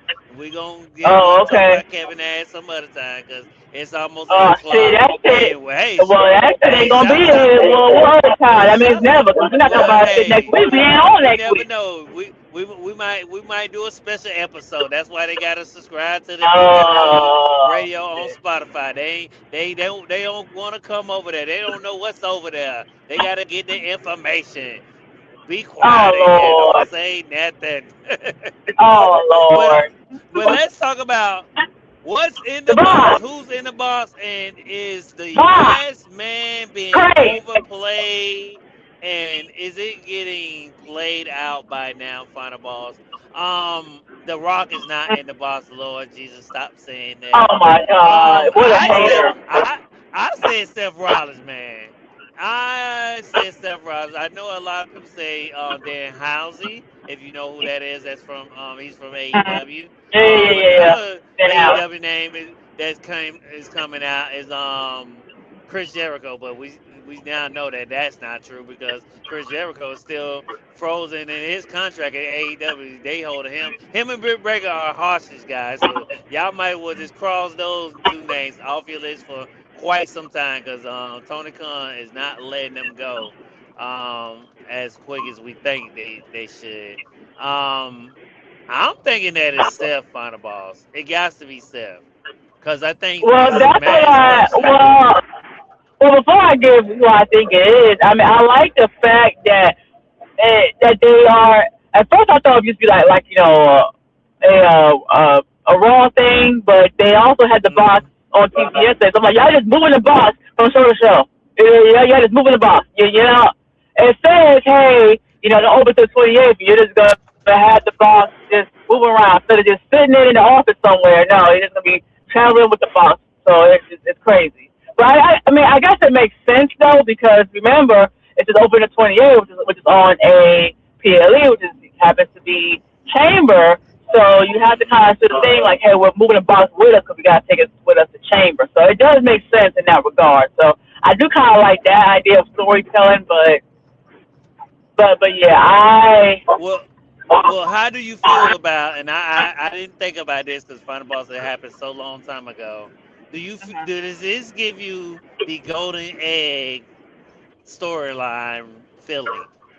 For those who don't well, know about the golden yeah, we egg. talked about this before. Yes, it does. Hopefully, they go somewhere with this, and this is where I want to go. So, Chamber last year was a big fucking deal because you got a return of the fucking Rock. We got Mm-hmm. we got the heel turn of On John John Cena. Cena, and Mm-hmm. but we went in the chamber knowing the Rock was going to be there because he was going Yeah. to ask Cody for his decision if he was going to be his So champion. We didn't know we knew John Cena was going to, of course, was going to be there, but and have a match, but we will be in the match. mm, But we had no idea about the heel turn. But we went into chamber knowing what we were gonna get Punk. We were gonna get we were gonna get Roman. Seth. We were gonna get Steph. We were gonna get John Cena. We were gonna have Cody Rhodes there, and we were gonna have The Rock there. We knew that going in, so it was Mm-hmm. stacked. It was Mm-hmm. stacked.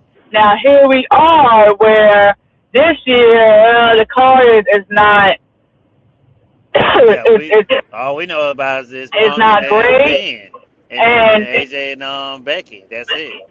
yeah, and so it's not great. But WWE is trying to sell tickets with the box by saying, "Hey, it can be anyone. We can have it up to be anyone who they can imagine, and then they can reveal it if they can't get that person or change plans, and then no one will ever know, the other why." So it's a Mm-hmm. smart booking decision. They're hoping that people will buy tickets based on this mystery of who it Who's could in the be. box? What's in the Correct. box? So it's a small idea, but it's really panic booking because like, hey, we don't have the best bill and card build up Mm-hmm. for this major PLE. So let like how can we increase intrigue? And this was their answer. So it is panic booking, but I am interested. Now, I had originally thought, like Miami, that it was going to be Seth Rollins. But I thought what they were going to do was going to have the box open to be the masked man, and then the masked man would reveal something to be Seth Rollins. But I'm like, no, because if they do that, then they're going to kill two stories in one. Because now we went from having a masked man and a box to having just a masked man.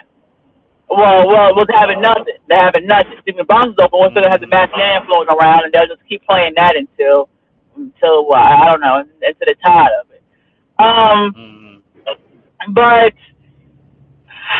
now I'm like, well, they were really pitching this idea of Adam being in trouble and possibly having a match, or at least possibly getting on screen fired as a GM, or having somebody come back that is a power figure for WWE.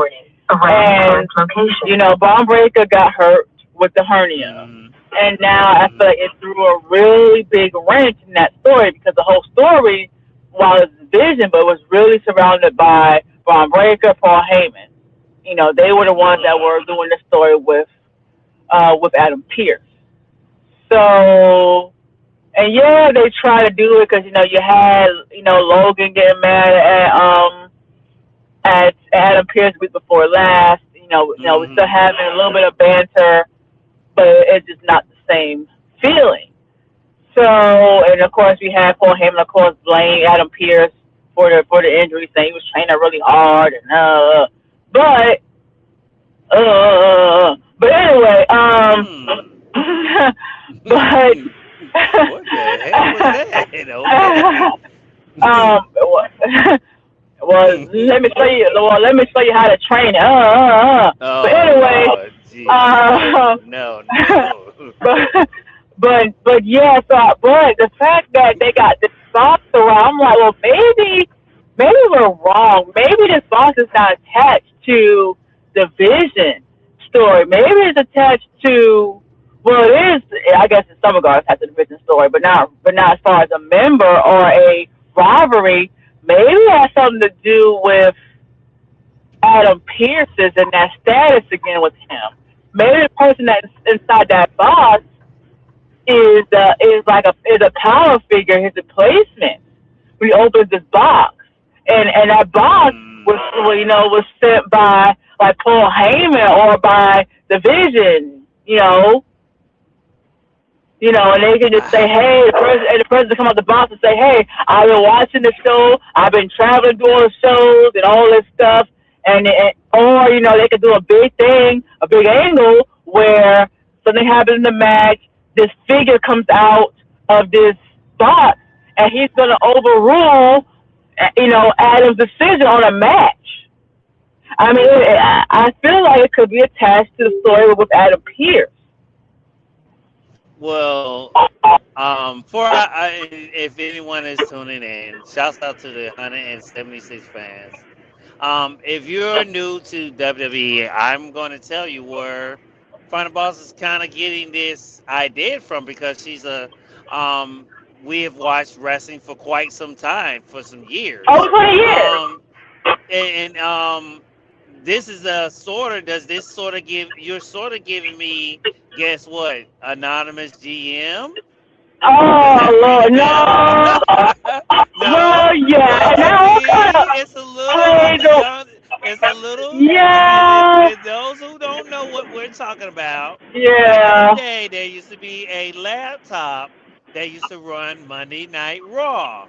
That Mhm. Michael Cole, back in the day, because Michael Cole has been with WWE for quite some time, used to get up and read and say, "Hey, I have a message from the This anonymous is from the GM." anonymous Who did we DM. find out who it was, Final Boss? Hornswoggle. Who did we find Hornswoggle. out We who it spent was? Hornswoggle. Horn We spent. freaking We spent. swoggle. We spent Oh months my speculating freaking about who God. it could be, and it was Hornswoggle.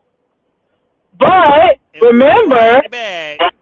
yeah, but remember something else too, and like we talked about over the phone was yes, you had the anonymous GM that was some time ago on Raw, but after that, what else did we get? We also Hmm. got what? We also had the anonymous hacker on SmackDown that they just dropped, which we later Yeah. found out that it was gonna And be then you got that that golden egg.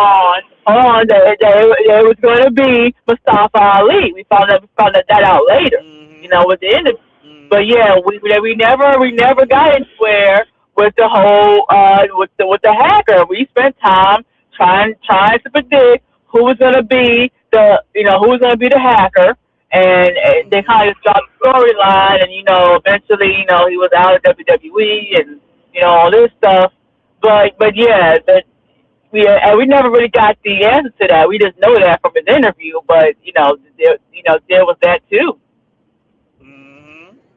So. And just like with the golden egg, it didn't go nowhere. So we're just hoping. And that's what I like about DW Radio, because it's just like, okay, we're going to put out that speculation. We know WWE maybe won't lead in that, because CJ just said, hey, it might be just some Hall of Fame stuff that make us know who's going to be the next Oh, one be inducted into the Hall of Fame. Because right now, Stephanie McMahon is the only person that's been announced for the Hall of Fame. She oh has been the Lord. only person that's been announced for the Hall of Fame. But I'm hoping that's not it, because I'll just take whoever you tell me is going to go in the Hall of Fame. If it's somebody who I care about, I'm going to be excited about it no matter what. You don't have to do it through a box. So I'm hoping it's not that. Hoping it's not, there's no Hall of Fame stuff, and that's it. Because guess what? And everybody said, I seen you IWC. I guess I have to be the voice of the IWC and say, oh man, we was right. This gave us golden eggs vibe, but guess what? It's just not golden eggs vibe. It's AKA what Final Boss is kind of teasing, the anonymous GM and the anonymous hacker. So I mean, and we see where those two stories went. I'm just hoping that it's something. Darren Housley, okay, cool. I can kind of get that, because it does fit in his weird kind of character, boss, and it'd be like, he loves doing the little curse thing, so I could see it being that. Maybe it's the Big Show. Who knows? They've been bringing up the Big Show a lot, so hey, who knows? Maybe Big Show come out and be like, well, it's the Big Show. Who knows? Is Big Show in the Hall of Fame yet? Maybe it's him. He gonna come out and say, hey guys, I'm gonna be in the Hall of Fame. Who knows? Jeez. But yeah, I'm just hoping it lead us to something, man. It leads us to something, Final Boss. Far as the Yeah. mask, man, I think we're overplaying it. It's not Yeah. getting Yeah. We're just good gonna at keep all. doing. We're gonna keep just doing this until we run out of people to be the masked man. I mean, is that Yeah, really where yeah, we are? So exactly. it is I, kind of annoying. But I also do want to touch on when we're done with this. I do want to touch on what we're doing with Obafemi, and of course, what we're gonna think is gonna happen for AJ Styles' tribute. oh yeah, That's yeah, fine. yeah. Um, Well, well, kind of segue into that is, I know we was a little, and I was probably one of the people. I was like, Obafemi being on main event is crazy. Let's just say that, Well, because the idea is that the whole character, the whole gimmick is that he's going through each show, and main he wants event all. though, final balls. That's the Again, lowest tier. it doesn't matter. He's going through each show to prove to them that hey, you should get me, and everyone's fighting over to get over Femi. That's the idea. And then the whole idea is that we're gonna get, well, where is he gonna go? Is he gonna go to main event? Is he gonna go to NXT? Well, he can't go to NXT, but is he gonna go to main event? Is he gonna go to SmackDown? Is he gonna go to Raw? I mean, that's the idea. Oh Lord. Well, I just don't. I was thinking that I feel like, and I think maybe they're doing it. Well, I can look at it two different ways because they seem like they're being real high right now on Trick, which I'm thank God they are. And even though Trick Williams did have a match between him, Carmelo Hayes, and who else was in the match with him? I know it's Carmelo Hayes, Trick, and somebody else. I can't think of who else was in the match, but Trick won, and I did like that. And I was like, well, man, and I don't want Trick to go for the United States title because I feel like he's bigger than that right now. The way they're billing him, I feel like that will be a step back for him, sort of like how they're doing right now with Solo. Solo went for the United States title, and once he lost it, he started taking a back seat. The man is in a feud with damn the Y6. Jesus Christ. And Yeah, I was like, yeah, yeah. And we yeah, got the so, yeah, I mean we got the old school Y6 still doing the spooky thing. So we didn't get that. yeah, exactly. But it's Um, just, I feel like over Femi supposed to be, I think the expectations that we had as fans that Oba was going to be this character where we felt like they was going to build him like a breaker. Because especially now, like Breaker's gone, you would think that that's what they would do. Because he is that kind of almost breaker type. But I don't know. Maybe the Monday ruler. we'll get something because not just they're doing AJ. Yeah, don't forget. Yes, we're getting AJ Styles tribute, but on Monday, Brock Lesnar is supposed to be returning. Will he be helping this vision thing? Because we're saying that it's not getting us that feeling anymore. Maybe they'll bring Brock in to maybe give us that feeling of okay, the Vision's back to where they belong, and it could still lead into this box thing because a lot of stuff Monday could play into Saturday, which I'm hoping they do because, like I say, the last couple weeks, the booking, the writing has not been there yet. This is their time for them to start building these stores because we're getting close to Mania. I know y'all have a whole month to play with, which we said that last year when we got this chamber, like you said, with Cena turning and Rock wanted Cody Soul. What are y'all going to do this weekend? Because right now, Final Bar is pretty close We to already release. answered that. We already answered that. The whole thing is it's a box. That's Oh my God! that's So their okay, that's their ticket to well, more ticket sales because they're gonna I promote think it like, hey, it could be something. It could be something big. it, So this is one that of that's my what it is. this was one of my theories because I know you want to talk about the AJ Styles tribute because I'm so shocked that they're doing it and I love the videos they've been putting out when everyone was saying goodbye to him, hugging him. It seems like he's very loved. Charlotte says she texts him every time she goes and does a match. She's like, "Who I'm going to text once I go out and do my matches," which was very sweet. You had Bailey um, saying something to him. You had Nia Jackson Liv. They call him Uncle AJ. And he said he loves that. Only person who calls him dad is Austin Theory because he told Austin Theory that he was old enough to be his dad, which I find that pretty cool. I do like that little touchy thing, but I just really feel like they might going to maybe give something a role to AJ Styles final boss. Seems like he's going to probably go to a backstage role. That I would Man, bring him back. we already know. We already, man. To be honest, I mean, here's where I'm at. Mm, We got the lackluster bills because there was only 2 week mm, bill between him and Gunther. He lost yep, clean. There was no interference. The match wasn't even one of AJ Styles' top 10 matches. I mean, let's just be honest, right? mm, And I mean, he won clean, but he took the gloves off and put them back on, and then left. Didn't the booster ring or anything else. And so, if he's gonna come out there on Monday, and they don't do a whole weird angle with Gunther, as of 2 weeks ago, Gunther trolled them and played his music and came out there. They don't do anything with that.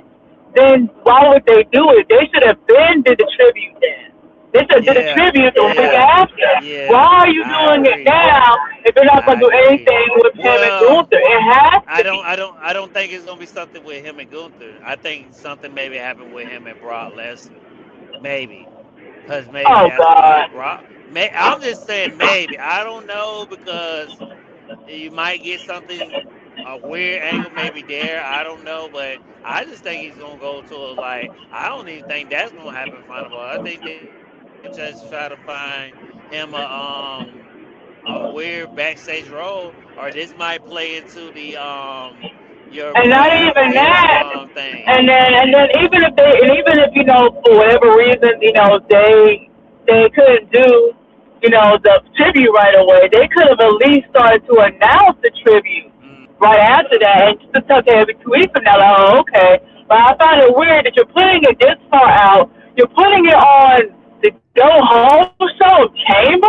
What's it gonna be? I think it's just gonna be in the fucking chamber. He's gonna let that chamber. Why are they putting this on the Go Home show fucking chamber? Well, do you think they're gonna probably run a match back with him and Gunther again? Ah, And for Chamber? maybe? I don't know. But it's weird. Why are you putting it on the.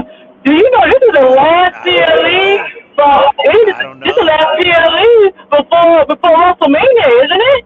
It's Yeah, it. yeah, it is. And And you're that's putting in this? March. You're putting Nothing this? is in March. Nothing is in March. Far as we know, nothing is in March. Nothing.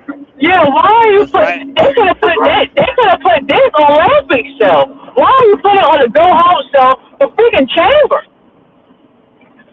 I think they should have did it right after the retirement, cause then you would have had Gunther come out and do the Yeah. music like how he was trolling. I think it would have been probably better.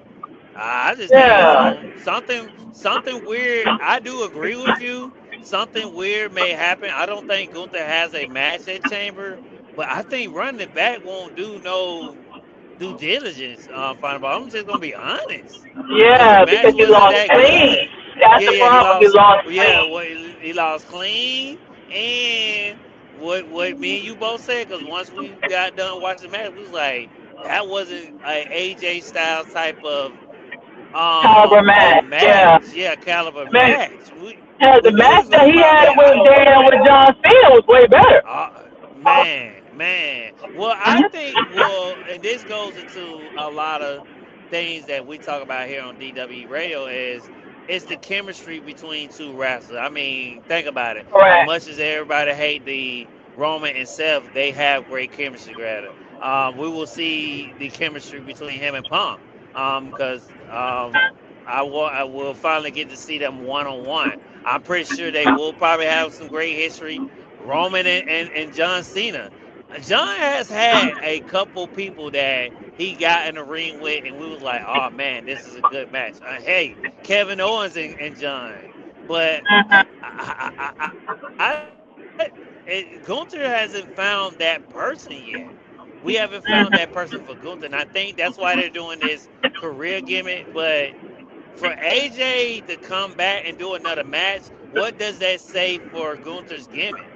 He's supposed to be this career killer. Okay, you're telling me so. Hey, there's a possibility Well, John Cena can come back, right? it doesn't. Well, no, because John Cena, because it was not his career was on the line. It was just saying, hey, this is the last match. Okay. There was no Well, stipulation. what about your boy Goldberg? There you go. His career was on the line. There you go. Goldberg. So Well, Goldberg can come back.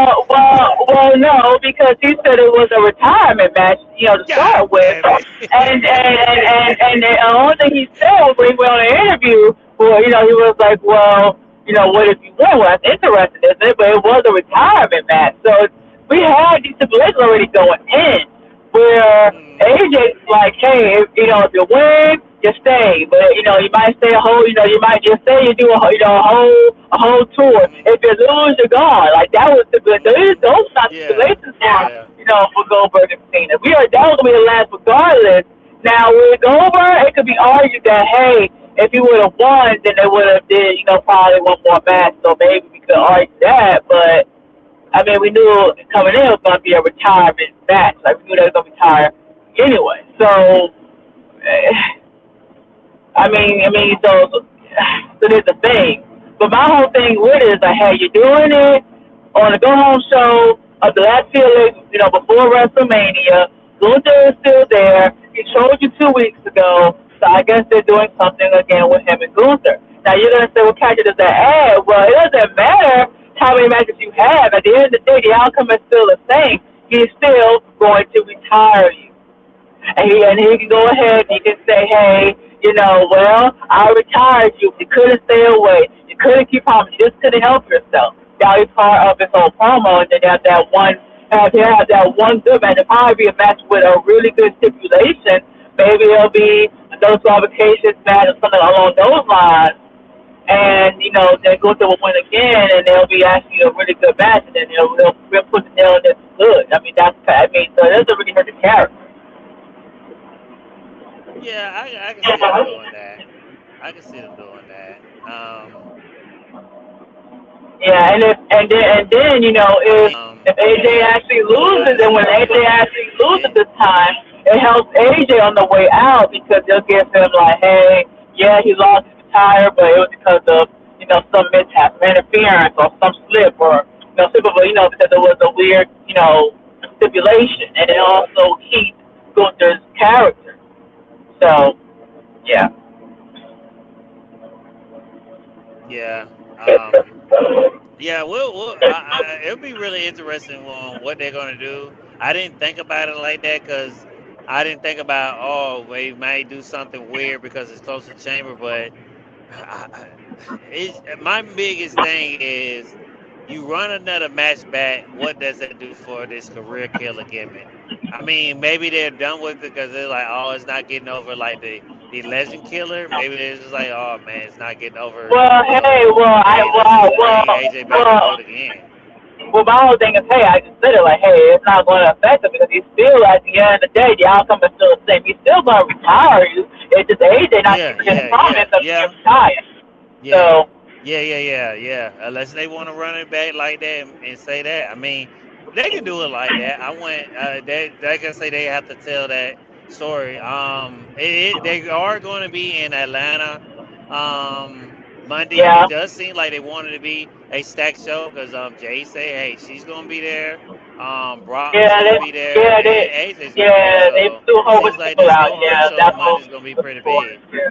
But Yeah. but now watch Final Boss and watch you gonna be like Miami. You said it. Monday gonna be a good show, and you gonna have Triple H before SmackDown saying, "Oh, this will be a great show," and you'll be like, "Oh man, it's gonna be bad, ain't it, Miami?" I'm gonna say, "Yep, SmackDown ain't gonna be Yeah. good, and it's gonna probably will Oh, be bad." Lord. So that go home show. Oh yeah, SmackDown will probably be horrible. I will be shocked if they really actually do two back because they haven't done it yet. Two back to back like good shows when it comes to go home shows. Either is Raw be good and then SmackDown be bad, or Raw be bad and SmackDown be good. It's either or. It's crazy. It's not how it used to be back in the day where both shows was good. We're like, oh man, we can't wait to this PLE. Man, I mean, yes, Vince was good in doing that, but Triple H needs to master that quickly if he wants to sell tickets fast. So but other than that, Final Boss, man, that's all I have for what happened this weekend. If you have any last thoughts about anything else, if not, we'll Um, close it out.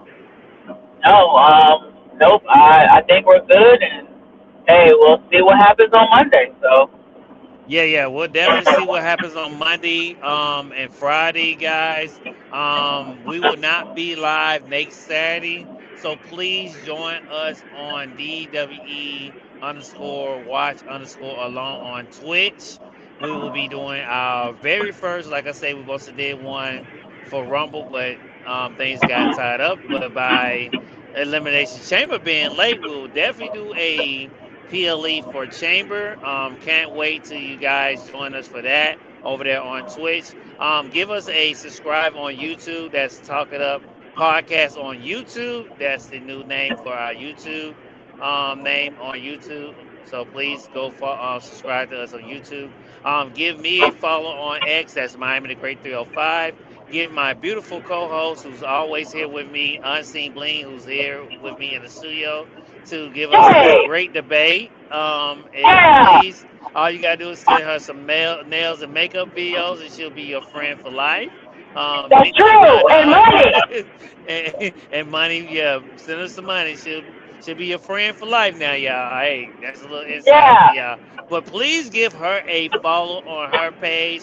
That's Final Boss Baby, two B's, one Y, CFO on her page. So please give her a follow and please give our X page, the Talk It Up podcast page, a follow.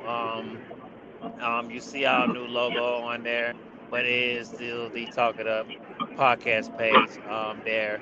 So thank you guys for joining us on either on YouTube or Twitch or X. Final Oh, Boss hey, Baby, make which sure one are you you on YouTube? make sure you remind them about after the Slants raffle because it does end March the 1st.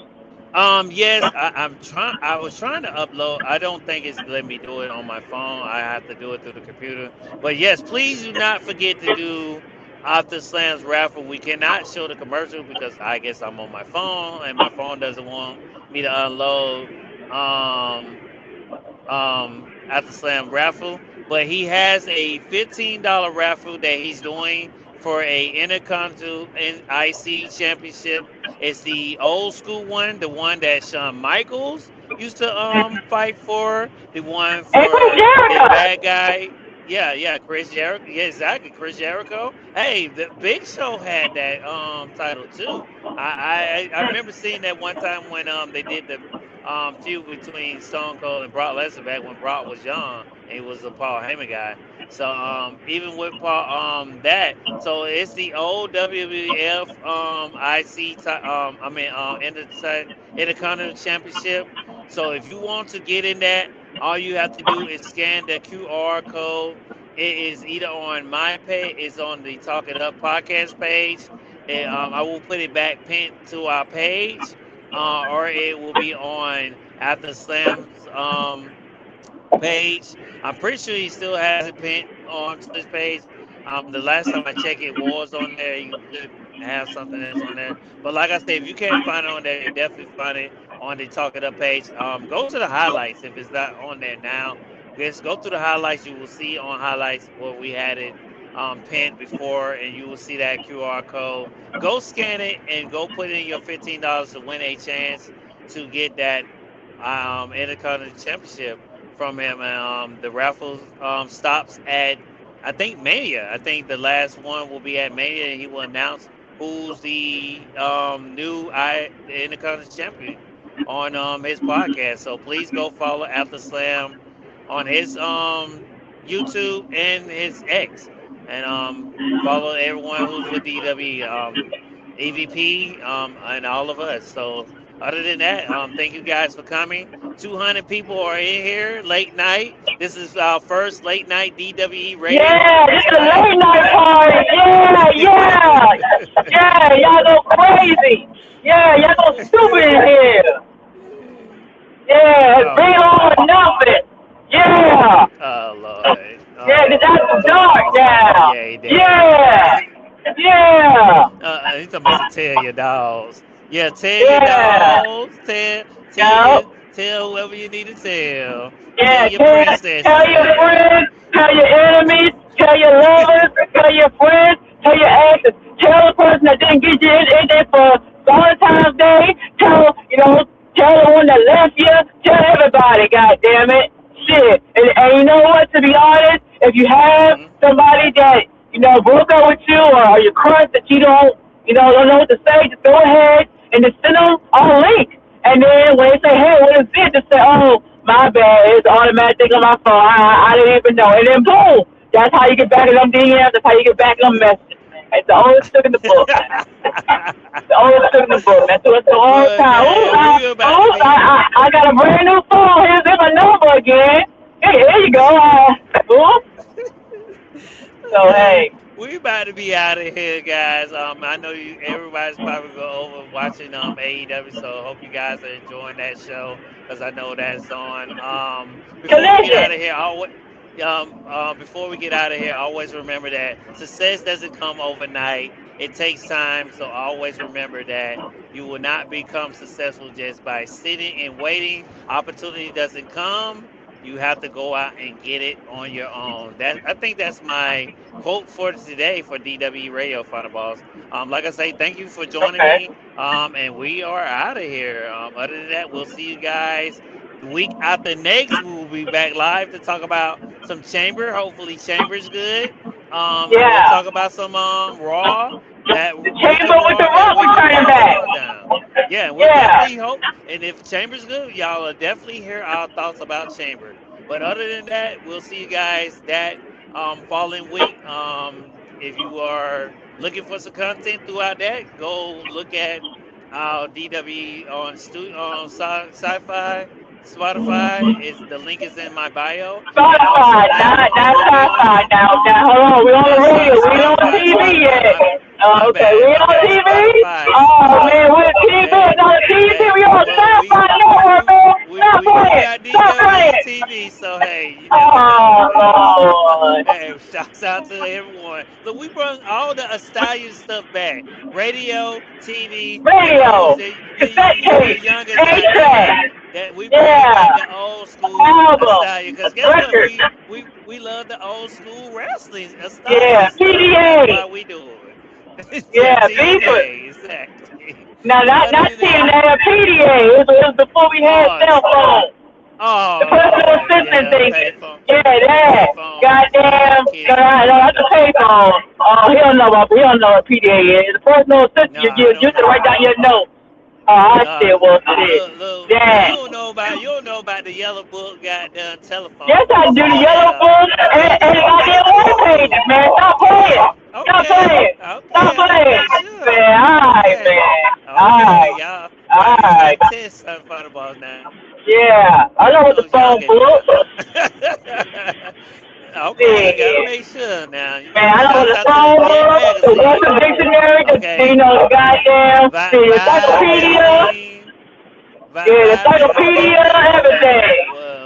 I think Stop playing with they me. never changed the dictionary. You know, you always Well, start back no, to you the don't use A. it no more. You know, it's all online now. Yeah, yeah, well, yeah. A lot of stuff is online. I guess. Well, that's they hold thoughts to save. Yeah, You the know, trees and all encyclopedia that stuff. is now Wikipedia. You know all that. You know that. Yeah, all the Yeah, magazines, Vibe that. magazine, Jet Yeah, magazine. we were, yeah, yeah. That's when hip People, hop was yeah, taking yeah. off. Hold on. Bring back all the magazines. Bring back the MySpace back. Shit, the Oh Lord, Friendster. not the MySpace. Yeah, the Well, Friendster and all hell, that shit. if they can bring it back how it used to be, hell, I'll go to it because it's Shit, we probably bring it better. back, It probably goddamn. What was it it like? probably better than Bebo. X because X is Shit. pitiful, pitiful. Fix X, God done it. What are we doing here? But hey, that's a Yes. story for another day. See, we went off the rails at the end of the show, but hey, that's what you get at here at Yeah. DWE Radio. Other than that, Radio. we are out. The radio that's not on It's the not on the radio. fucking radio.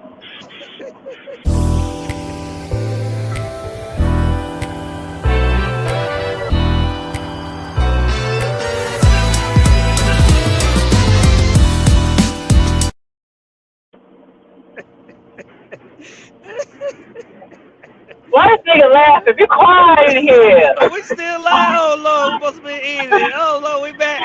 Be quiet. We Hey, back we out. in bed.